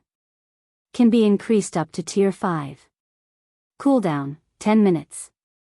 Additional active skill 2 dash. Frost Flame Space, with the user as the center, decreases the attributes of all enemies within a 100-yard radius by 30%. Increases user's attributes by 80% and physique by 50%. Also creates an Ice-type doppelganger and a Fire-type doppelganger. Doppelgangers will have 100% of users' basic attributes but can use only their corresponding type of spells. While inside Frost Flame Space, as long as either user or one doppelganger survives, user will not die. When Frostflame Space's duration ends, user will recover back to peak condition. Duration, 1 minute. Cooldown, 3 hours. Additional active skill 3-. Summon Mount, summons a Frostflame cheetah that has 300% movement speed and is 1 tier higher than user. Mount's tier cannot exceed tier 5. Duration, 3 hours. Cooldown, 3 hours. This staff was once owned by Irene Jacques. However, the core runes have been damaged. The staff needs to absorb 10 God crystals to recover.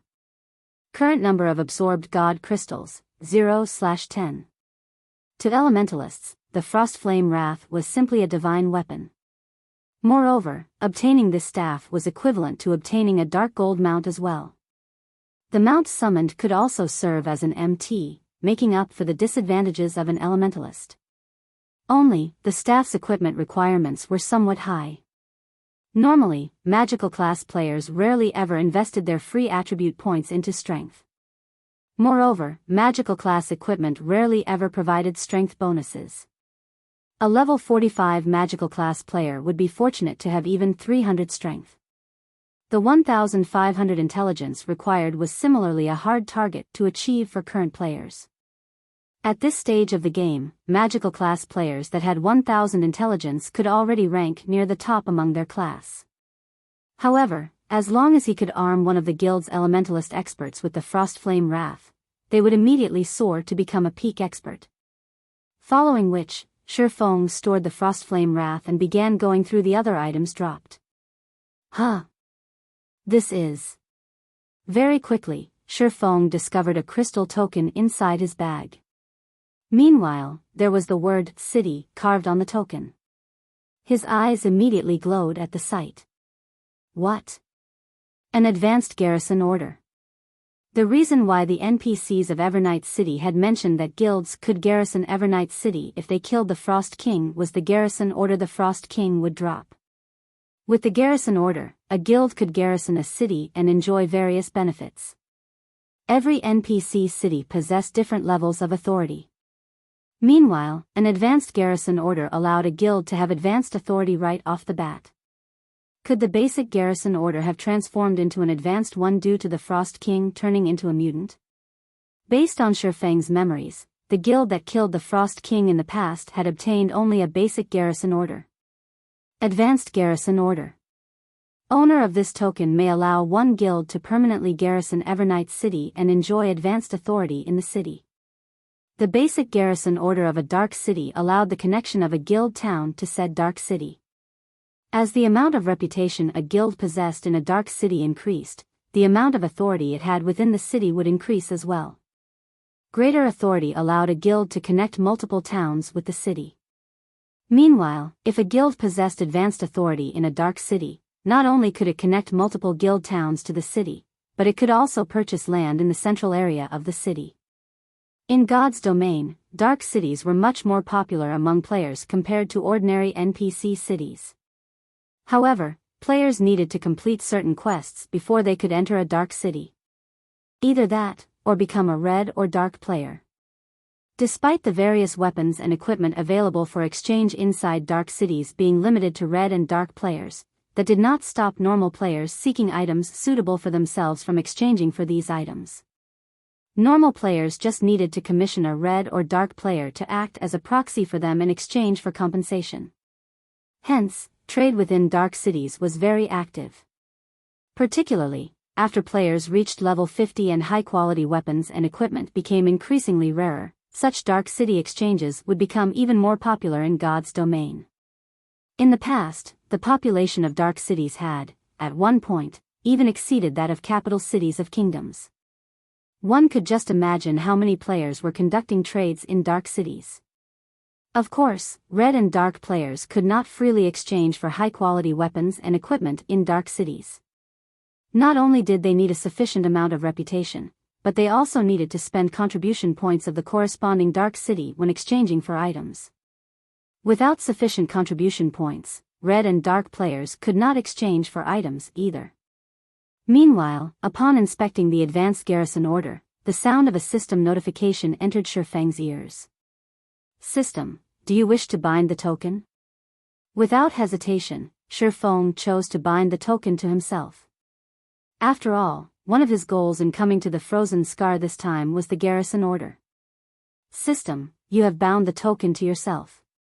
Please visit Magistrate Magrants at Evernight City's City Hall. After binding the advanced garrison order, Shifeng continued looking through the remaining loot. These were level 50 dark gold weapons and equipment. If sold, each one of them could easily fetch over 1,000 gold. Overall, more than 10,000 gold's worth of level 50 dark gold weapons and equipment had dropped. Once he had organized the loot, he did not share any details with the team.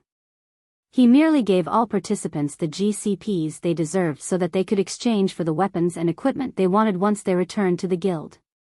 After all, a 1,000-man team was different from a 100-man team. There just wasn't enough equipment to share with everyone. If a team auction were held, it would definitely consume a lot of time. Hence, he might as well place all the dropped dark gold weapons and equipment in the guild warehouse and let everyone make their choices. As for the epic items and above, they were the guild's secrets and should not be displayed or put up for exchange casually. I should make a trip to Evernight City and open up the transfer path. Shifeng then removed the guild war order and took out a return scroll to leave the Frozen Scar. Meanwhile, news of Zero Wing successfully raiding the Frost King had spread throughout the entire Star Moon Kingdom.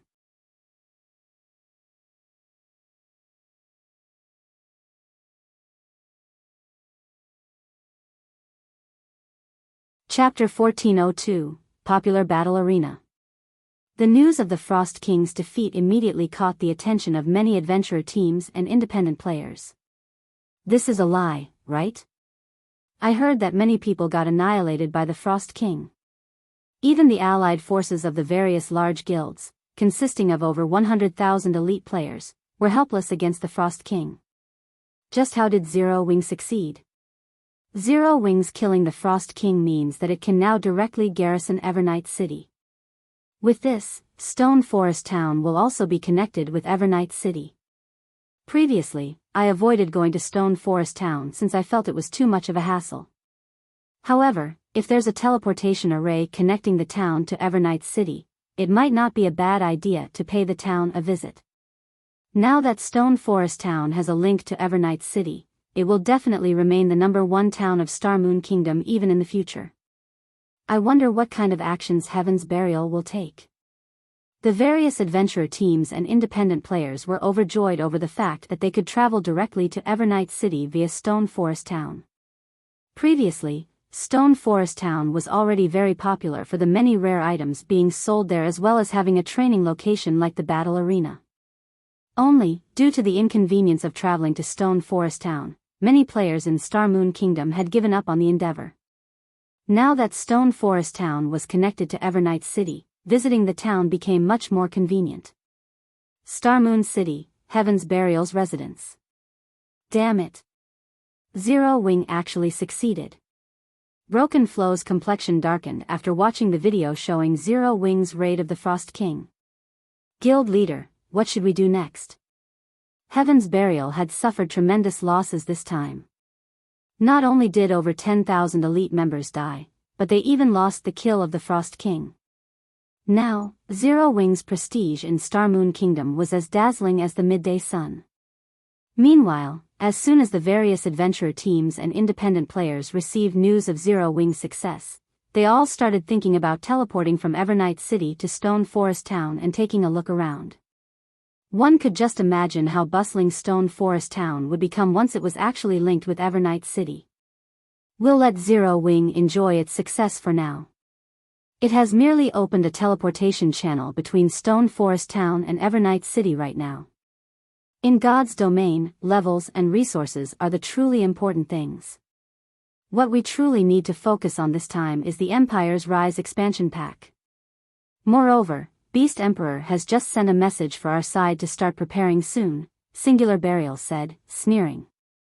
However, we can't let Zero Wing off too easily either. Notify the personnel at the auction house. Tell them to increase the number of rare items we're putting up for sale as well as lower the processing fees a little. I want to see just how many merchant players and adventurer teams are really willing to go to Stone Forest Town. Guild leader, if we do that, Red Iron Town's income will dwindle to nothing, Daybreak Fog said worriedly. With the current income of Red Iron Town's auction house, not only were they able to support the town's development, but they also had funds to spare for Heaven's Burial's own development. However, if they lowered the processing fees they collected, they would only be able to sustain the town's development. To Heaven's Burial, which was currently in dire need of funds, this was not a beneficial situation. It's fine. As long as Beast Emperor and we can deal with the matter over at the neutral map, Red Iron Town and Stone Forest Town will be meaningless to us, Singular Burial said, laughing. Alright, just go and get the necessary arrangements done. He and Beast Emperor were fully aware of how powerful Zero Wing was. Since the very beginning, they never intended to rely on Red Iron Town to compete with Zero Wing. They simply wanted to use the town to hinder Zero Wing's development somewhat. Understood. After giving the matter some thought, Daybreak Fog found Singular Burial's decision reasonable. She then made her way to Red Iron Town, the first floor hall of Stone Forest Town's battle arena. Currently, there was a long line of players waiting in the hall to get into the combat rooms. Although duels held in the combat rooms had minimal effect for top-tier experts, they were very effective for the general masses. After all, players could maintain a calm state of mind while in a high mana density environment. For ordinary players, the effectiveness of fighting inside a combat room for 1 hour was equivalent to fighting PvP battles in the outside world for 10 hours or more. Huh. What's up with those two people? How many times have they entered the advanced combat rooms already? Do they have too much money to waste? A few players could not help their surprise at seeing Remnant Cloud and Graceful Moon trying to rent the advanced combat rooms for the 9th time. Initially, Remnant Cloud and Graceful Moon were already quite eye-catching as they stood inside the first floor hall due to their levels and equipment. Adding on the fact that they would return to the first floor once every half an hour to rent the advanced combat rooms, they naturally would garner attention. Renting 2 combat rooms each time meant spending 4 magic crystals. Doing so 8 times meant spending 32 magic crystals. On the market, 32 magic crystals could easily fetch 8 gold or more. Many expert players did not even earn 1 gold a day. Although adventurer teams were generally wealthier than individual expert players, no matter how the waiting players looked at it, spending 8 gold in such a short time was simply extravagant. Yet, now, both Remnant Cloud and Graceful Moon were actually planning on renting the advanced combat rooms again. That was simply ludicrous. Sir, I'm very sorry, but as per our battle arena's rules, non-members are allowed to rent the advanced combat rooms only 8 times per day. If you wish to increase your number of entries, you'll have to become a member of the battle arena. In that case, you get 16 entries per day. If you become an advanced member, you can rent the advanced combat rooms without limit, the female NPC receptionist said, smiling as she looked at Remnant Cloud. I get to use the advanced combat rooms 16 times a day if I become a member? Remnant Cloud fell into deep thought. That is correct. The female receptionist nodded. If you wish to become a member of our battle arena, you'll have to deposit 1,200 magic crystals into your individual account. Having just arrived at Stone Forest Town recently, the players lining up at the counter next to Remnant Clouds were startled when they heard the prices quoted by the NPC receptionist. Has Zero Wing gone mad? There's someone willing to rent the expensive advanced combat rooms, yet Zero Wing has actually gone and limited the number of entries? Do they hate getting magic crystals that much? That's right. Only adventurer teams on Firecloud Fox's level would be willing to pay such a high price. If it were me, I would rather spend my magic crystals at the Trial Tower. Just as everyone was ridiculing the battle arena's regulations, Remnant Cloud suddenly opened his mouth and asked, "What are the conditions to become an advanced member here?" He dumbfounded everyone. What's going on? Is Firecloud Fox that wealthy? Everyone could not help but be shocked by Remnant Cloud's question. Although this was their first time hearing about the advanced membership, needless to say, the advanced membership fee would definitely be much higher than the basic membership fee. If you wish to become an advanced member directly, you have to deposit 3,000 magic crystals into your personal account. If you become an advanced member, not only will you be able to rent the advanced combat room without limit, but you'll also receive a 20% discount when using the normal combat rooms, the NPC receptionist explained. How fraudulent. If I had that many magic crystals, would rather stay cooped up inside the trial tower than come here. Zero Wing is insane. Is there really someone who would be so foolish? A commotion broke out when the onlookers heard the NPC receptionist's explanation. Previously, the price of the battle arena's basic membership was already pretty fraudulent. However, the price of the advanced membership appeared utterly ridiculous. 3,000 crystals. A tight frown formed on Remnant Cloud's face. After a moment of deliberation, he said, I just need to have a total of 3,000 magic crystals stored inside my personal account, right? That's right. The receptionist nodded. If that's the case, carry out the basic membership procedures for the two of us for now, Remnant Cloud said, gritting his teeth as he paid 2,400 magic crystals to the NPC receptionist. This amount was already close to 1/3 of Firecloud Fox's stockpile of magic crystals. Of course, if it was possible, Remnant Cloud very much preferred to become an advanced member, instead. That way, he could keep improving himself inside the advanced combat room. However, he had brought less than 3,000 magic crystals this time.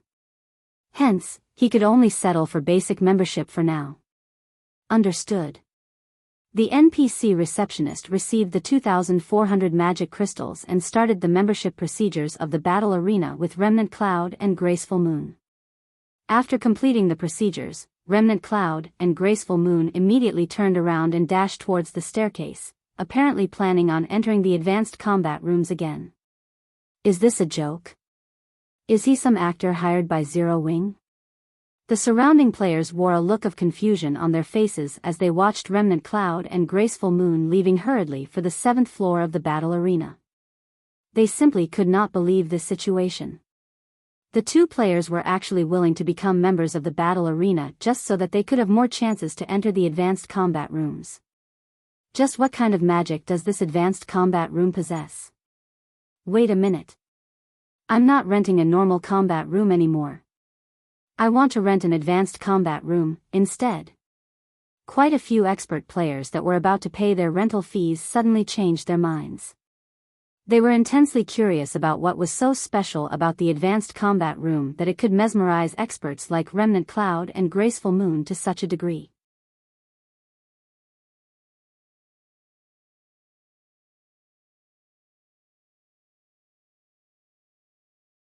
Chapter 1403, Sacred Training Ground. Due to Remnant Cloud and Graceful Moon's actions, many expert players inside the first floor hall of the battle arena grew interested in the advanced combat rooms. They immediately began applying to rent a room for themselves one after another, curious to find out just what was so special about the advanced combat rooms. I want to rent an advanced combat room. Here are 2 magic crystals.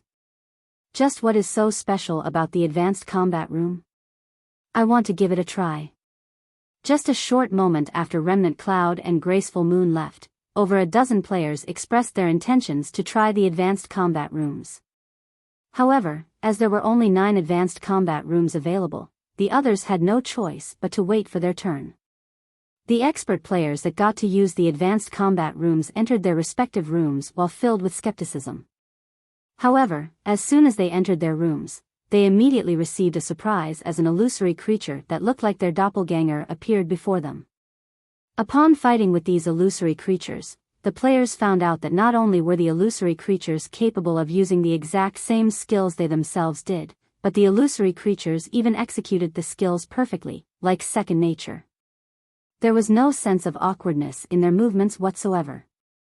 Moreover, the might of the skills the illusory creatures executed were much more powerful than the players' own.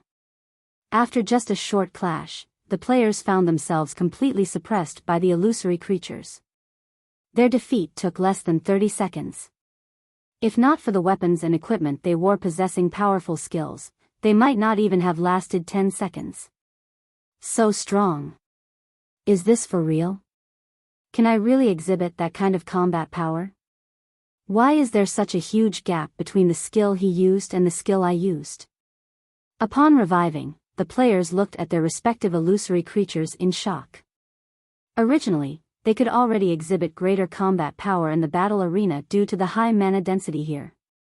However, they never imagined that they had the potential to elevate their combat power to such a degree. The illusory creatures' grasp on timing and skill completion rates, in particular, captivated them completely. Before they knew it, their respective illusory creatures had already killed them. Following which, the expert players inside the advanced combat rooms fully indulged in the wonders of the room.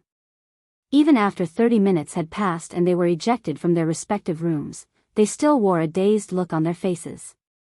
What? Didn't I just enter recently? It's over already? Why do I feel like only a few minutes passed? The expert players looked at the advanced combat rooms they were just kicked out from with great reluctance. However, as their time limit was up, they could only accept their fate and dash downstairs to get in line and rent the advanced combat room once more. Huh? What's going on with these people? The next batch of players queued up to use the advanced combat rooms stared in confusion at the last batch of players coming out from the rooms. They could not understand why these players were in such a hurry to go downstairs after leaving the advanced combat rooms. Commander, it seems that more and more people have found out about the secret of the advanced combat room. Should we continue queuing up for the rooms, or should we head to the Divine Colosseum instead? Graceful Moon frowned when she saw another batch of experts coming up to the 7th floor. She and Remnant Cloud had intended to keep the functionalities of the advanced combat rooms to themselves and monopolize the rooms for as long as possible. After all, only 9 advanced combat rooms were available. If other players found out about the wonders of the rooms, the advanced combat rooms would definitely be heavily contested.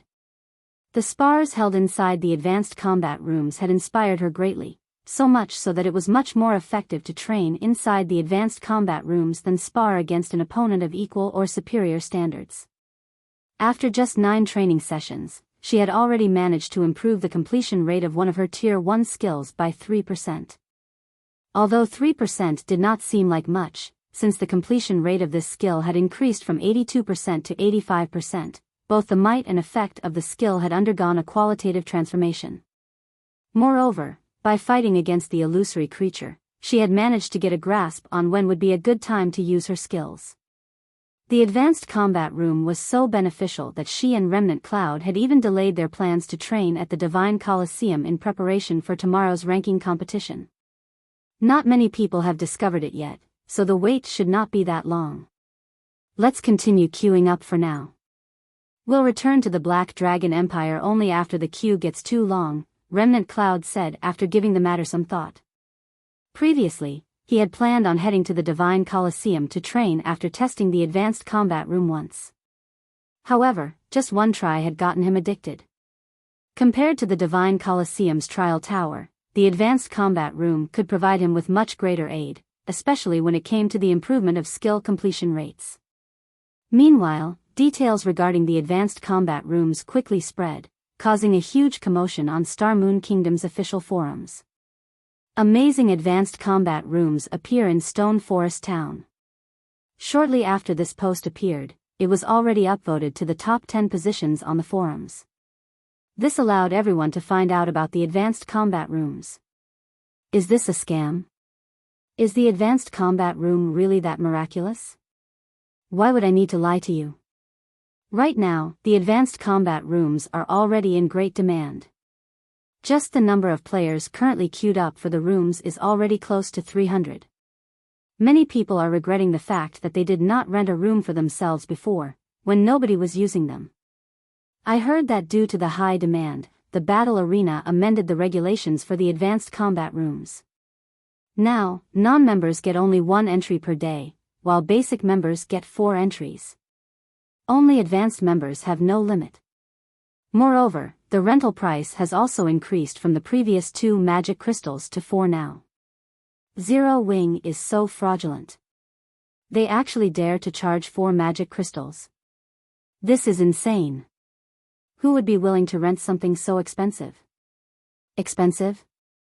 You can't rent one right now even if you want to. Moreover, it is precisely because of this price hike that there are currently only around 300 people lined up. If Zero Wing kept the previous price, you might not get a room even after waiting 10 days. Forget 4 magic crystals.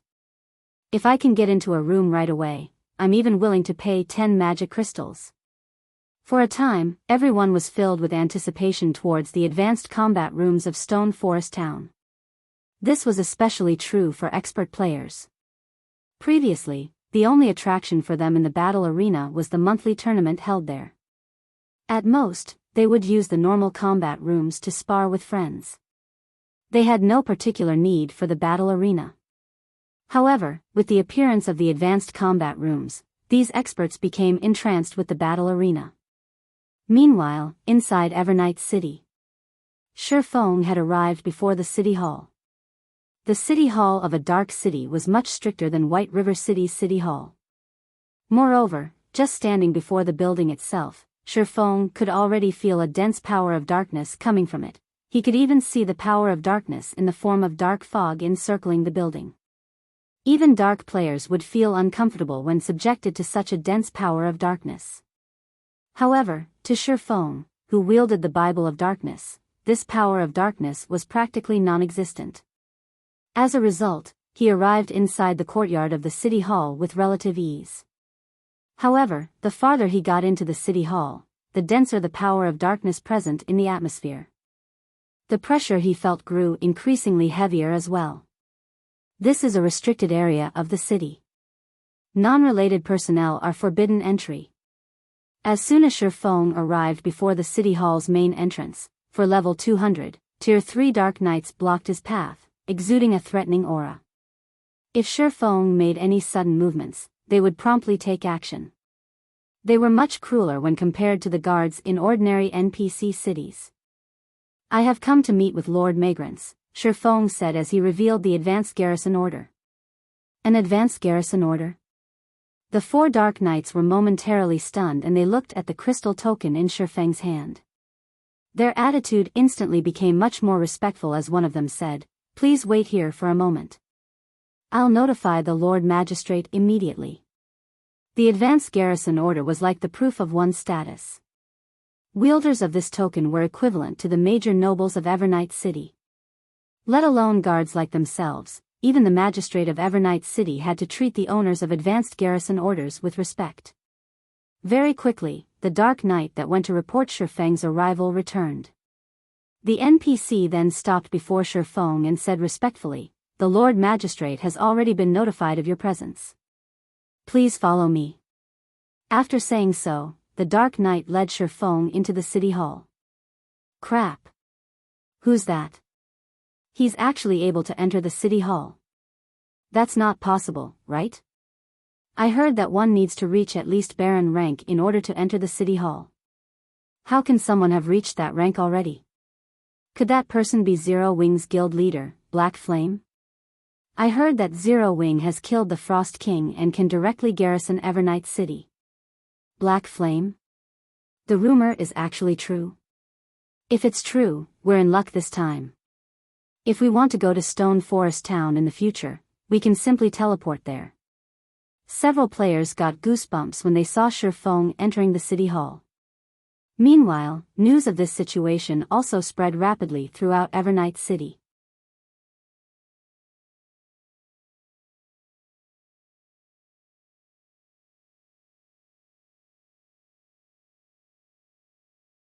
Chapter 1404, Advanced Auction House appears.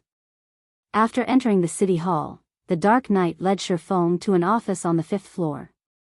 Even before Shifeng entered the office, though, he could already feel an aura of death leaking out of the room and shuddered involuntarily at the aura's intensity. As the doors to the office opened, an aura several times stronger than even that of a Tier 4 mythic monster washed over him.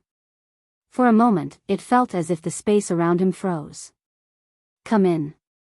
A deep and chilling voice came from within the room. Upon entering the room, Shifeng was immediately greeted by the sight of the Deep Voice's owner sitting behind an office table. The owner of the voice was a hunched middle-aged man with skin as pale as snow. The man wore a set of dark robes and held a stack of parchment in his hands. If not for the faint tinge of life in the aura the man exuded, one would even think that they had come across the god of death. Meanwhile, this man was none other than Monstrous, Evernight City's magistrate. Monstrous was the overlord of Evernight City. At the same time, he was also a Tier 5 Dark Magus, an existence that even Star Moon Kingdom feared. Monstrous was the reason why the kingdom's army did not dare take action against Evernight City. Facing an NPC of such caliber, Shifeng did not dare waste time playing around with words. He immediately took out the advanced garrison order and placed it on the table. Lord Magistrate, I wish to have my guild garrison this city. I hope that you can permit it, Shifeng said respectfully. This is indeed my city's advanced garrison order. All right, I permit your guild to garrison Evernight City. Monstrous nodded after glancing at the crystal token on the table. He then took out a piece of parchment and a map of Evernight City and said, write down your guild's name on this parchment. You may then pick one of the empty spots on the map to cite your guild's residence. After receiving the parchment and map, Shifeng wrote the words, Zero Wing, on the parchment without hesitation. He then started browsing through the available locations for a guild residence. Is this the privilege of having an advanced garrison order? Shifeng grew ecstatic when he saw the available locations on the map. Evernight City was different from ordinary NPC cities. There was a huge difference between its normal, inner, and central areas. The privileges that a guild got to enjoy within the city was dependent on the location of its garrison. The members of a guild garrisoned in Evernight City's normal area were allowed entry into Evernight City even without doing the city's entry quest. Those of guilds that garrisoned the city's inner area were also qualified to take part in the Dark Auction, which was held once a week at the city's auction house. Usually, players would need to have a certain amount of local reputation and complete a series of quests in order to participate in the weekly Dark Auctions. Lastly, the central area was where all guilds within Star Moon Kingdom wished to garrison. As long as a guild managed to set up a residence in the central area, its guild members could exchange for weapons and equipment in Evernight City without having to become a red or dark player. The quality of the weapons and equipment its members could exchange for would depend on the guild's reputation within the city.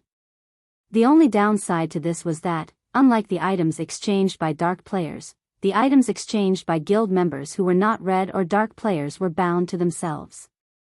However, the number of spots available in the central area of Evernight City was extremely limited.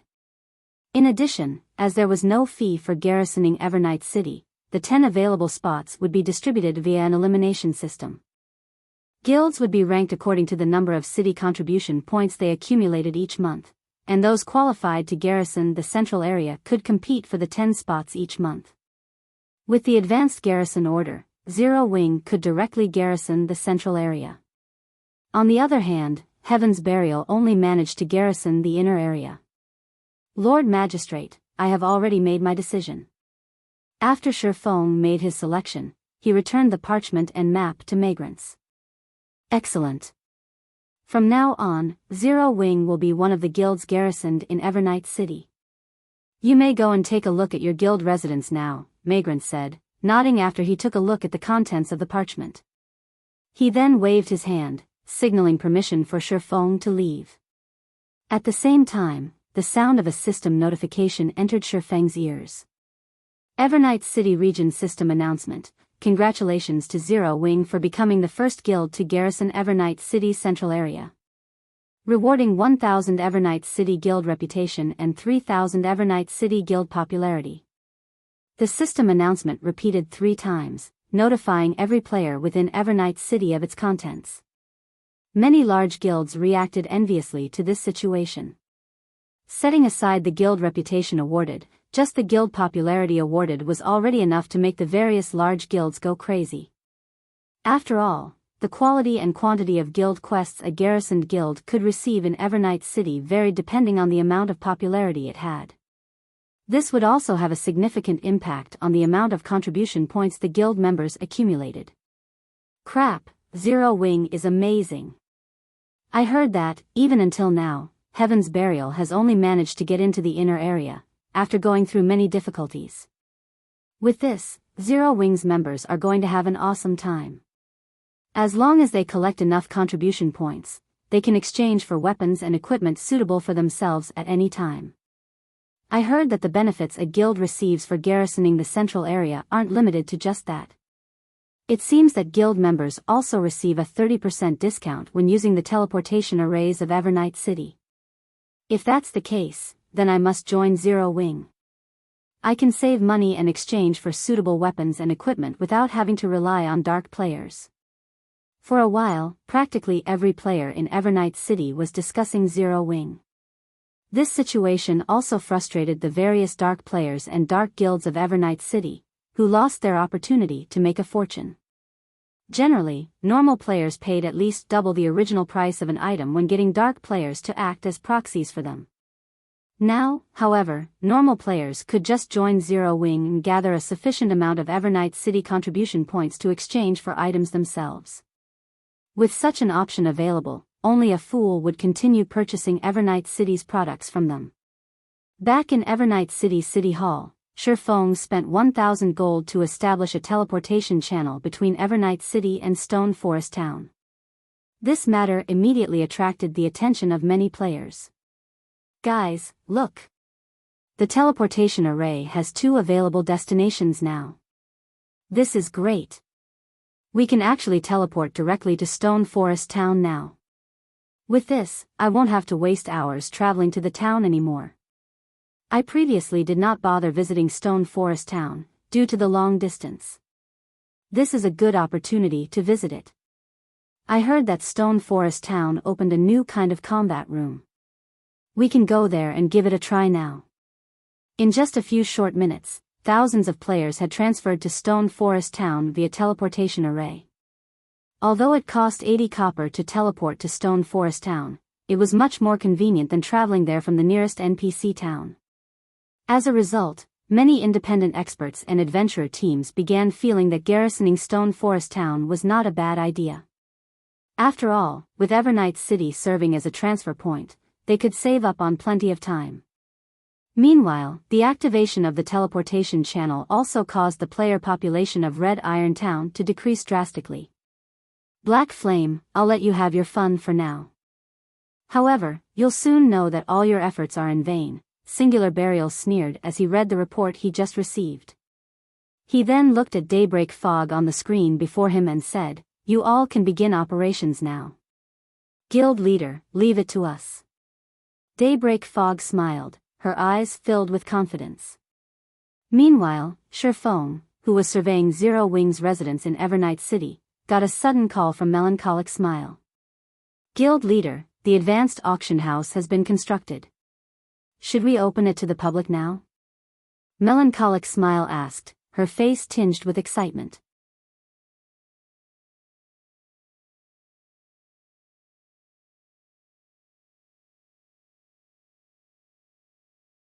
Chapter 1405, Zero Wing Auction House. Hearing Melancholic Smile's report, Shifeng could not help but grow joyful. He had been waiting for this moment for a long time now. Good.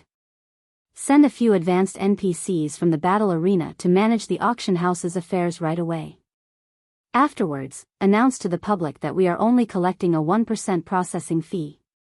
If one becomes a member of the Zero Wing Auction House, they can have the processing fee for the first 5 items they consign each day waived. Meanwhile, those wishing to become a member only need to pay a one-time fee of 10 magic crystals, Shifeng said. It's about time we kick Red Iron Town out of the competition. Guild leader, isn't this going a little too far? Melancholic Smile was somewhat astonished by Shifeng's declaration. The auction houses of NPC cities generally charged a minimum processing fee of 15%, those in capital cities charged at least 20%.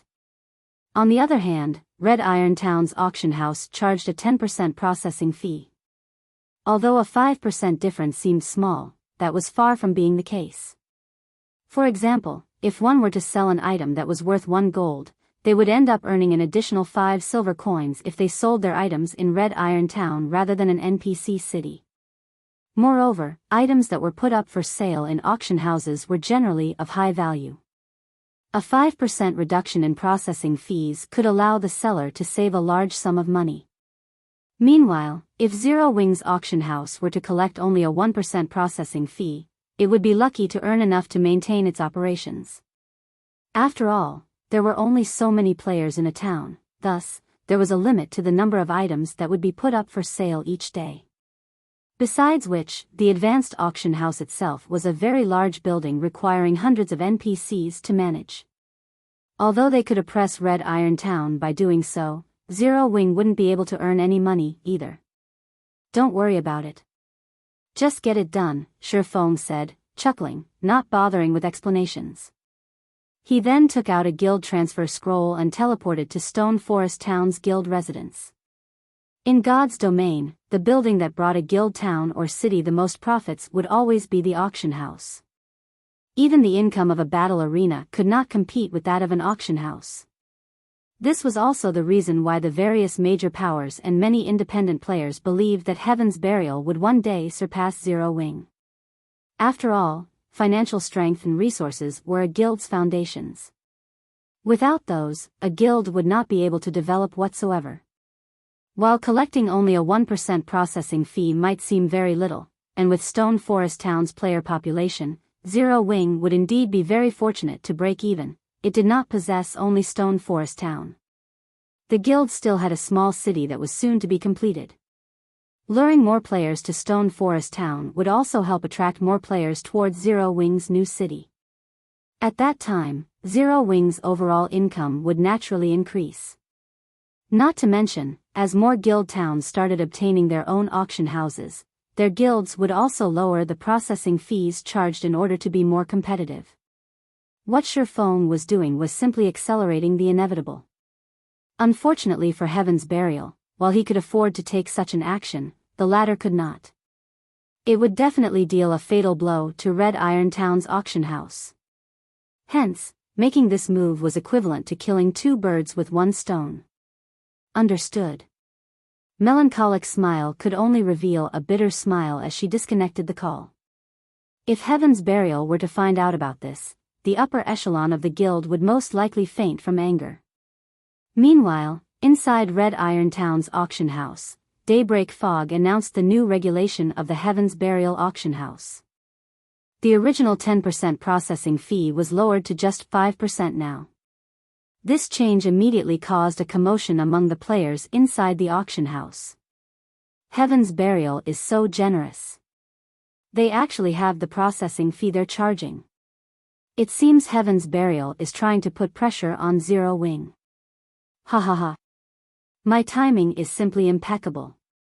With this, I get to save a few more silver coins. Isn't this processing fee a little too cheap? Even if I import items from cities other than Starmoon City, as long as I sell them at a sufficiently high price, I can still make quite a profit. Red Iron Town's rise is definitely unstoppable now. Many players inside the Heaven's Burial auction house were surprised at Heaven's Burial's crazy move. Meanwhile, news of the change also quickly entered the ears of the various powers of Starmoon Kingdom. Have the higher-ups of Heaven's Burial lost their minds? Are they not afraid of not making money by pulling such a stunt? It seems Zero Wing has truly angered Heaven's Burial this time. Although Heaven's Burial will lower their profits by doing so, the number of players visiting Red Iron Town will definitely reach scary heights in the future. The town's player population might even exceed Stone Forest Town's. With this, Stone Forest Town's position as the number 1 town will no doubt get stolen very quickly. Ha ha ha. This will most likely put Zero Wing in a predicament. Heaven's Burial has actually played such a move right before the start of the candlelight auction. The number of players willing to purchase Stone Forest Town's private houses and shops will surely decrease significantly.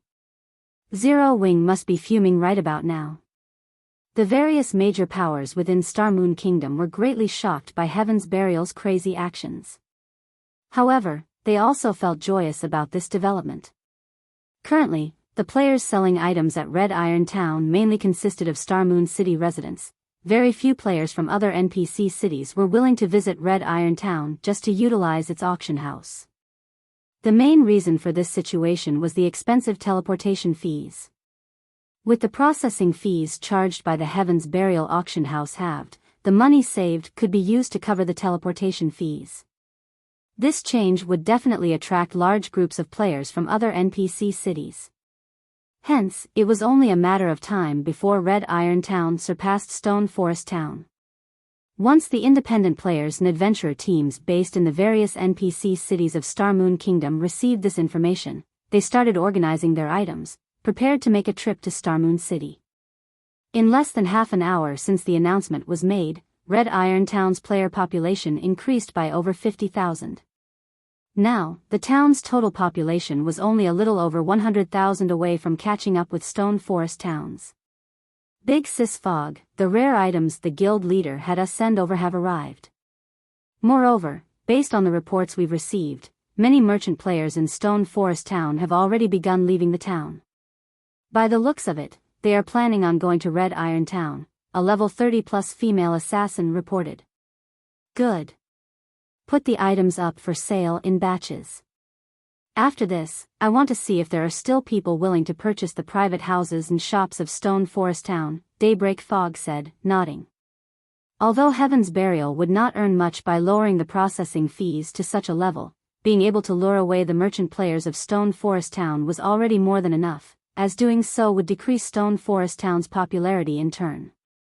Meanwhile, in front of Stone Forest Town's advanced auction house, the massive size of the building had attracted the attention of many players. What a huge building. It's practically as large as the battle arena. Could Zero Wing be planning on setting up another battle arena? That shouldn't be the case. Towns and cities are limited to only one battle arena each. Quick, look. The magic barrier hiding the building is starting to disappear. Just as the passers-by were discussing the newly constructed building in Stone Forest Town, the gigantic barrier shrouding the entire advanced auction house began shattering. A moment later, a building that could rival Stone Forest Town's battle arena in grandeur appeared before everyone's eyes. Meanwhile, at the entrance of this majestic building, the words, Zero Wing Auction House, were carved in large letters.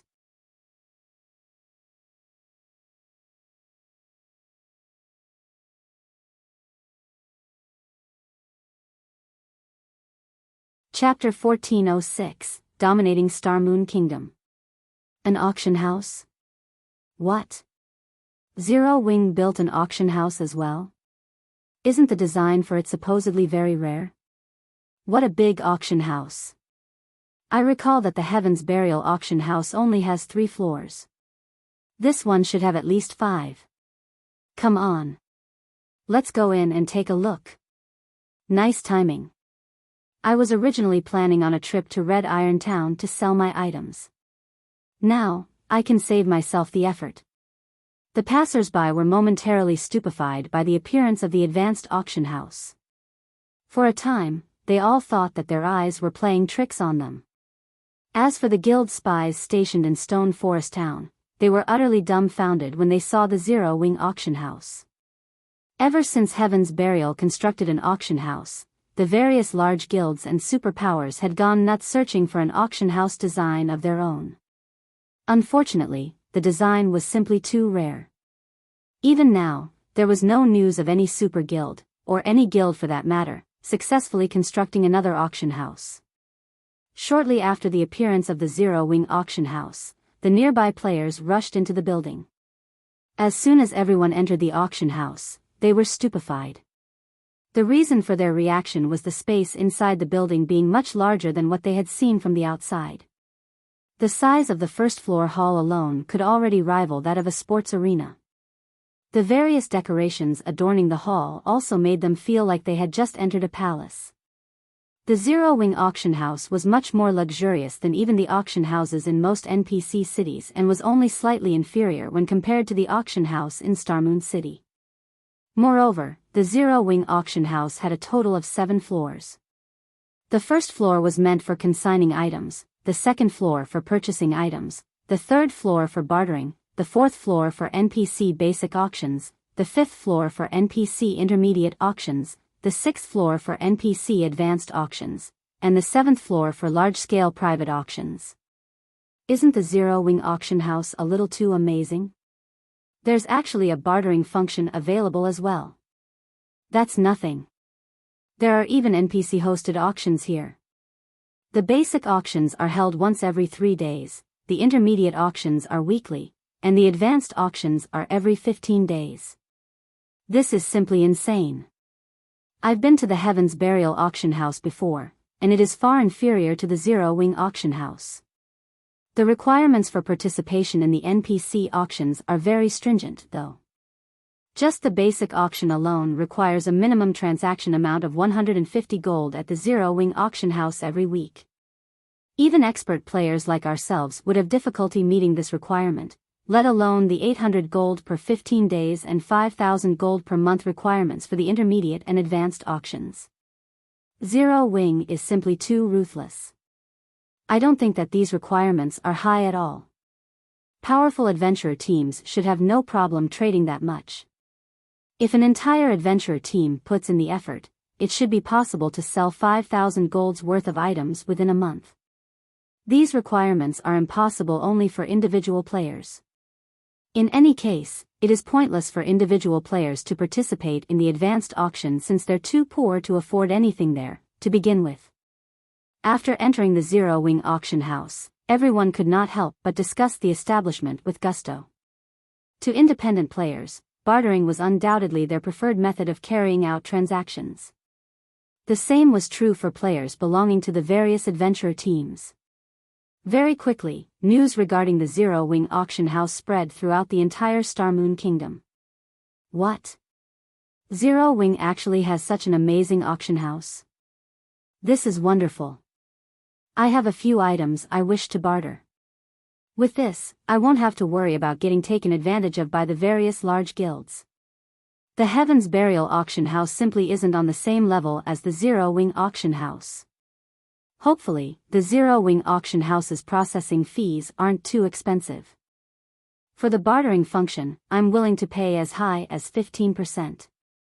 Posts about the Zero Wing auction house went viral on Star Moon Kingdom's official forums, completely overshadowing the news of the Heaven's Burial auction house lowering its processing fees.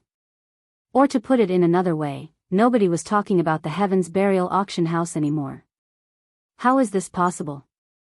Daybreak Fog had a complicated expression as she read the latest report sent to her by her subordinates. At this moment, she was filled with shock, rage, and a little bit of helplessness.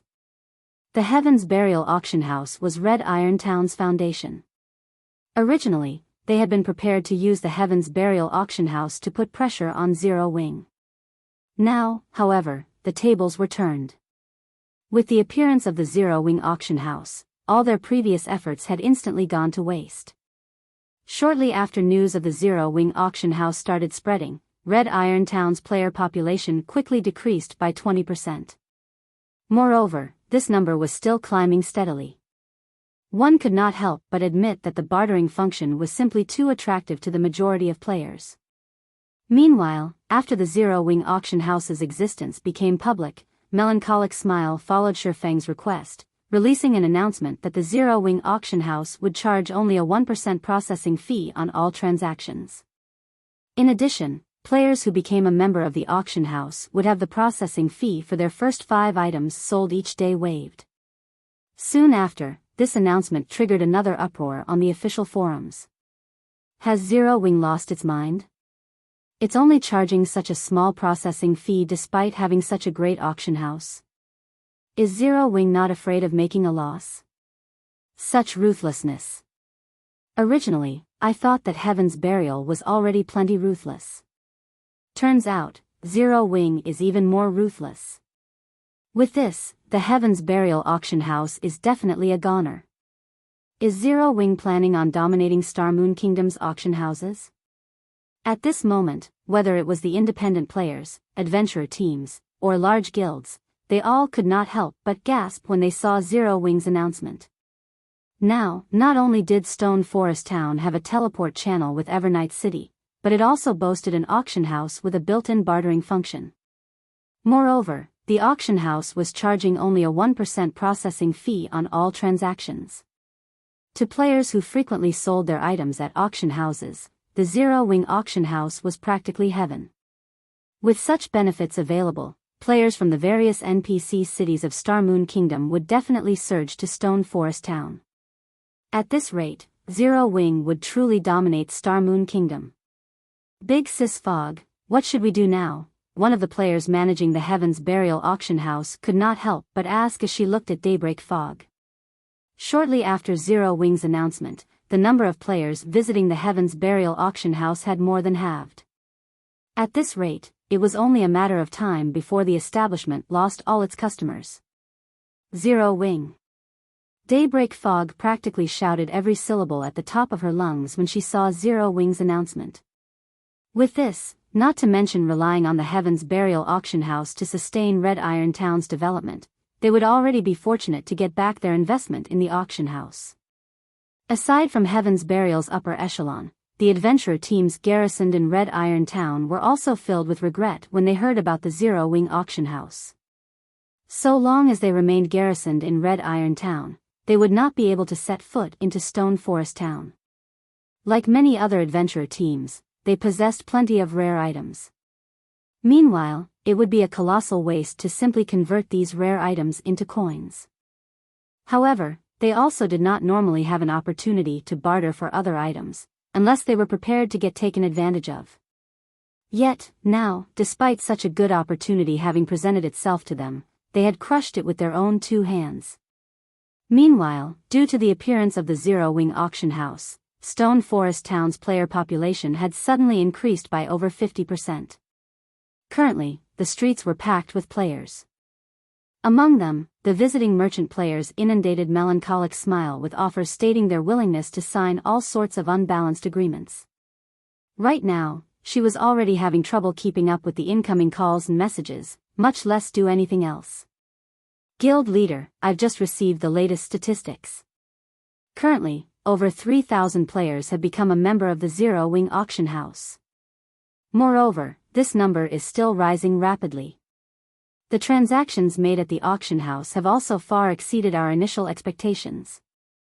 Just the processing fees we've collected thus far have already exceeded 200 gold. A big smile appeared on Melancholic Smile's face as she read through the report. Despite the Zero-Wing auction house opening for business just recently, the results were already so overwhelming. At this point, it was already safe to say that the Zero-Wing auction house would definitely surpass the Candlelight Trading Firm and Battle Arena in future income generation. Guild Leader, it's about time. Can we hold the auction now?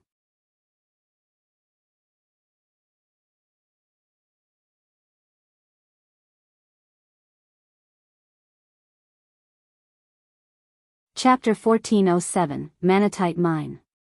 Upon hearing Melancholic Smile's reminder, Shifeng nodded in agreement.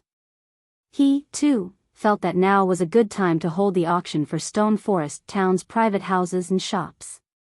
Although the Zero-Wing auction house was currently raking in money at a frightening pace, it would not be enough money to cover the various maintenance and construction costs of Zero-Wing's future city. Moreover, Zero-Wing's guild branch over at the Black Dragon Empire and Immortal Light over at the Apocalypse Empire both required considerable funds. As the era of mounts had already arrived, they needed to equip guild members with mounts as soon as possible to improve their leveling speeds. Fortunately, Zero-Wing had a stable, allowing it to save plenty of money on mounts. Only, with Zero-Wing's current funds, the number of mounts it could afford was like a drop in the ocean when compared to the number of members in the guild. Following which, Shifeng left the matter regarding the auction to Melancholic Smile to manage, while he returned to White River City to make preparations for claiming the Manatite mine in the Sea of Death. Currently, although Zero-Wing was capable of earning a lot of coins, its supply of magic crystals was grossly inadequate. Now, Shifeng also needed to supply magic crystals to the Ring of Gospel, in addition to the 3 magic towers in Stone Forest Town. The number of magic crystals that the battle arena was currently raking in was just not enough to sustain such enormous expenditures. Not to mention, once Zero-Wing's city was completed, the guild's magic crystal consumption would definitely become even more frightening. In God's domain, the various large guilds all wished to construct as many cities as possible. After all, a city represented the generation of a massive amount of wealth, both coins and credits. However, constructing a guild city was easier said than done. To put it simply, while constructing a city was easy, maintaining it was quite difficult. The reason for this was a guild city's consumption of extraordinarily frightening quantities of magic crystals. Hence, in Shifeng's previous life, even first-rate guilds could construct only a very limited number of cities. Only the various superpowers that had occupied or veins capable of producing magic crystals could easily maintain multiple guild cities. Ordinary large guilds would already be fortunate to be able to maintain a small city. Now that Zero Wings City was nearing completion, Shifeng naturally had to make some preparations ahead of time. White River City, Candlelight Trading Firm. When Shifeng arrived before the Candlelight Trading Firm's entrance, he noticed that the situation at the trading firm had changed quite remarkably. Currently, there was a long line of lifestyle players queued up outside the trading firm, many of whom had reached intermediate or advanced rank. Meanwhile, of the various lifestyle classes present, alchemists numbered the most. The Candlelight Trading Firm's test is simply too terrifying. Even an intermediate alchemist was disqualified. A level 10 player lining up to apply for Candlelight's test exclaimed in surprise when he saw an intermediate alchemist walking out of the trading firm wearing a disappointed expression. Although intermediate alchemists were not as popular as advanced alchemists among the various large guilds, if they wished to join a guild, the various large guilds would still welcome them with open arms. After all, nurturing an intermediate alchemist was neither easy nor cheap. Nevertheless, the Candlelight Trading Firm had actually rejected an intermediate alchemist without hesitation. Based on your level, you must have just recently entered White River City, right? A level 28 basic alchemist standing behind the level 10 newcomer said. Chuckling, he continued, there is nothing surprising about an intermediate alchemist getting disqualified.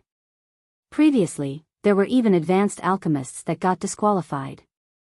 This can't be true, right? Those are advanced alchemists we are talking about. The level 10 newcomer revealed a dubious expression when he heard the basic alchemist's words. You better believe it. Ever since the Candlelight Trading Firm revealed the new benefits it is offering to alchemists, it has become a sacred land for alchemist players. For your info, if you manage to become the 10th most skilled alchemist in Candlelight, you will get to use secret silver ranked alchemy tools. These are tools that very few guilds in Star Moon Kingdom possess. Moreover, this is the benefit provided to just the 10th ranking alchemist. If you manage to reach 4th place, you will get to use an entire set of secret silver alchemy tools. Meanwhile, the 1st ranking alchemist gets to use an entire set of dark gold alchemy tools. Due to these benefits, alchemists from all over Star Moon Kingdom as well as from several neighboring kingdoms have come to join Candlelight. As a result, Candlelight's criteria for alchemists have also increased significantly. You should feel fortunate that you are not an alchemist. Otherwise, as an apprentice, I'm afraid you won't even get through the first test. When the level 28 basic alchemist spoke about the Candlelight Trading Firm, his eyes were filled with yearning. Inwardly, however, he also felt a sense of helplessness. While the alchemists of the Candlelight Trading Firm received excellent benefits, the requirements to join Candlelight were proportionately difficult. It seems that those alchemy tools are working quite well as promotional tools. Shifeng could not help but smile when he overheard the conversation between the two lifestyle players. I should find an opportunity to obtain high-ranking forging tools and engineering tools as well. While the importance of lifestyle players had grown during recent times, it had not reached a point where lifestyle players were indispensable in the game. However, once mainstream players reached level 50, the need for lifestyle players would thoroughly reveal itself. At that time, the guilds that controlled the most top-tier lifestyle players would be able to dominate the trade market of God's domain. Following which, Shifeng entered the Candlelight Trading Firm and went straight to his personal special forging room. He then took out the Titan device design from his bag and started examining it. The Manatite mine located on the island in the Sea of Death was very special. Originally, Shi Feng planned on capturing it only after Zero Wing's entire main force had obtained their Tier 2 classes. However, there was no need to do so now. The Manatite mine was located on an island called Karna Island, which had powerful monsters and an unusual environment. Not only was the island covered in the corrosive power of shadows, but the mana density was also abysmally low. Due to this reason, initially, no guild had attempted to capture Karna Island in the past. Nobody could have imagined that such a low mana density environment actually housed a Manatite mine, something the various large guilds had dreamed of obtaining. An environment with extremely low mana density would have a drastic impact on players' combat powers. On Karna Island, players would be fortunate to be able to exert even 20% or 30% of their combat powers. The monsters on Karna Island were already terrifyingly strong, to begin with. With the low mana density environment factored in, even a team of Tier 2 experts would have minimal odds of capturing the island, much less a team of Tier 1 experts. However, the Titan device could be used to counter the problem of low mana density, making it possible for Tier 1 experts to capture the island. An advanced forging design really is complex. No wonder even master forgers did not dare to casually attempt to produce the items recorded on one. Shi Feng could not help but take a deep breath after examining the contents of the design. Originally, the success rate of producing an item recorded on an advanced forging design was already very low. Meanwhile, the complexity of the Titan device's production method was above average even among advanced forging designs, which would depress the production success rate further. Based on Shi Feng's initial estimates, if he tried producing the Titan device as an advanced forger, his success rate would be only around 10%. He would be lucky to succeed once out of 20 tries. Fortunately, he had upgraded Icarus's heart to epic rank, so he could temporarily promote himself into a master forger.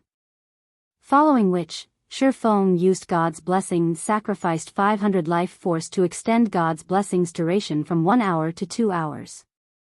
After activating God's Blessing, Shi Feng did not waste time, taking out the book of forging and the necessary materials, which he had tasked others with preparing for him beforehand. He then began carefully forging the Titan device. Meanwhile, the auction over at Stone Forest Town had officially commenced. You're tuning into the Biyao's Wuxia Chronicles YouTube channel. Don't forget to subscribe and join us on this journey to catch the most captivating stories.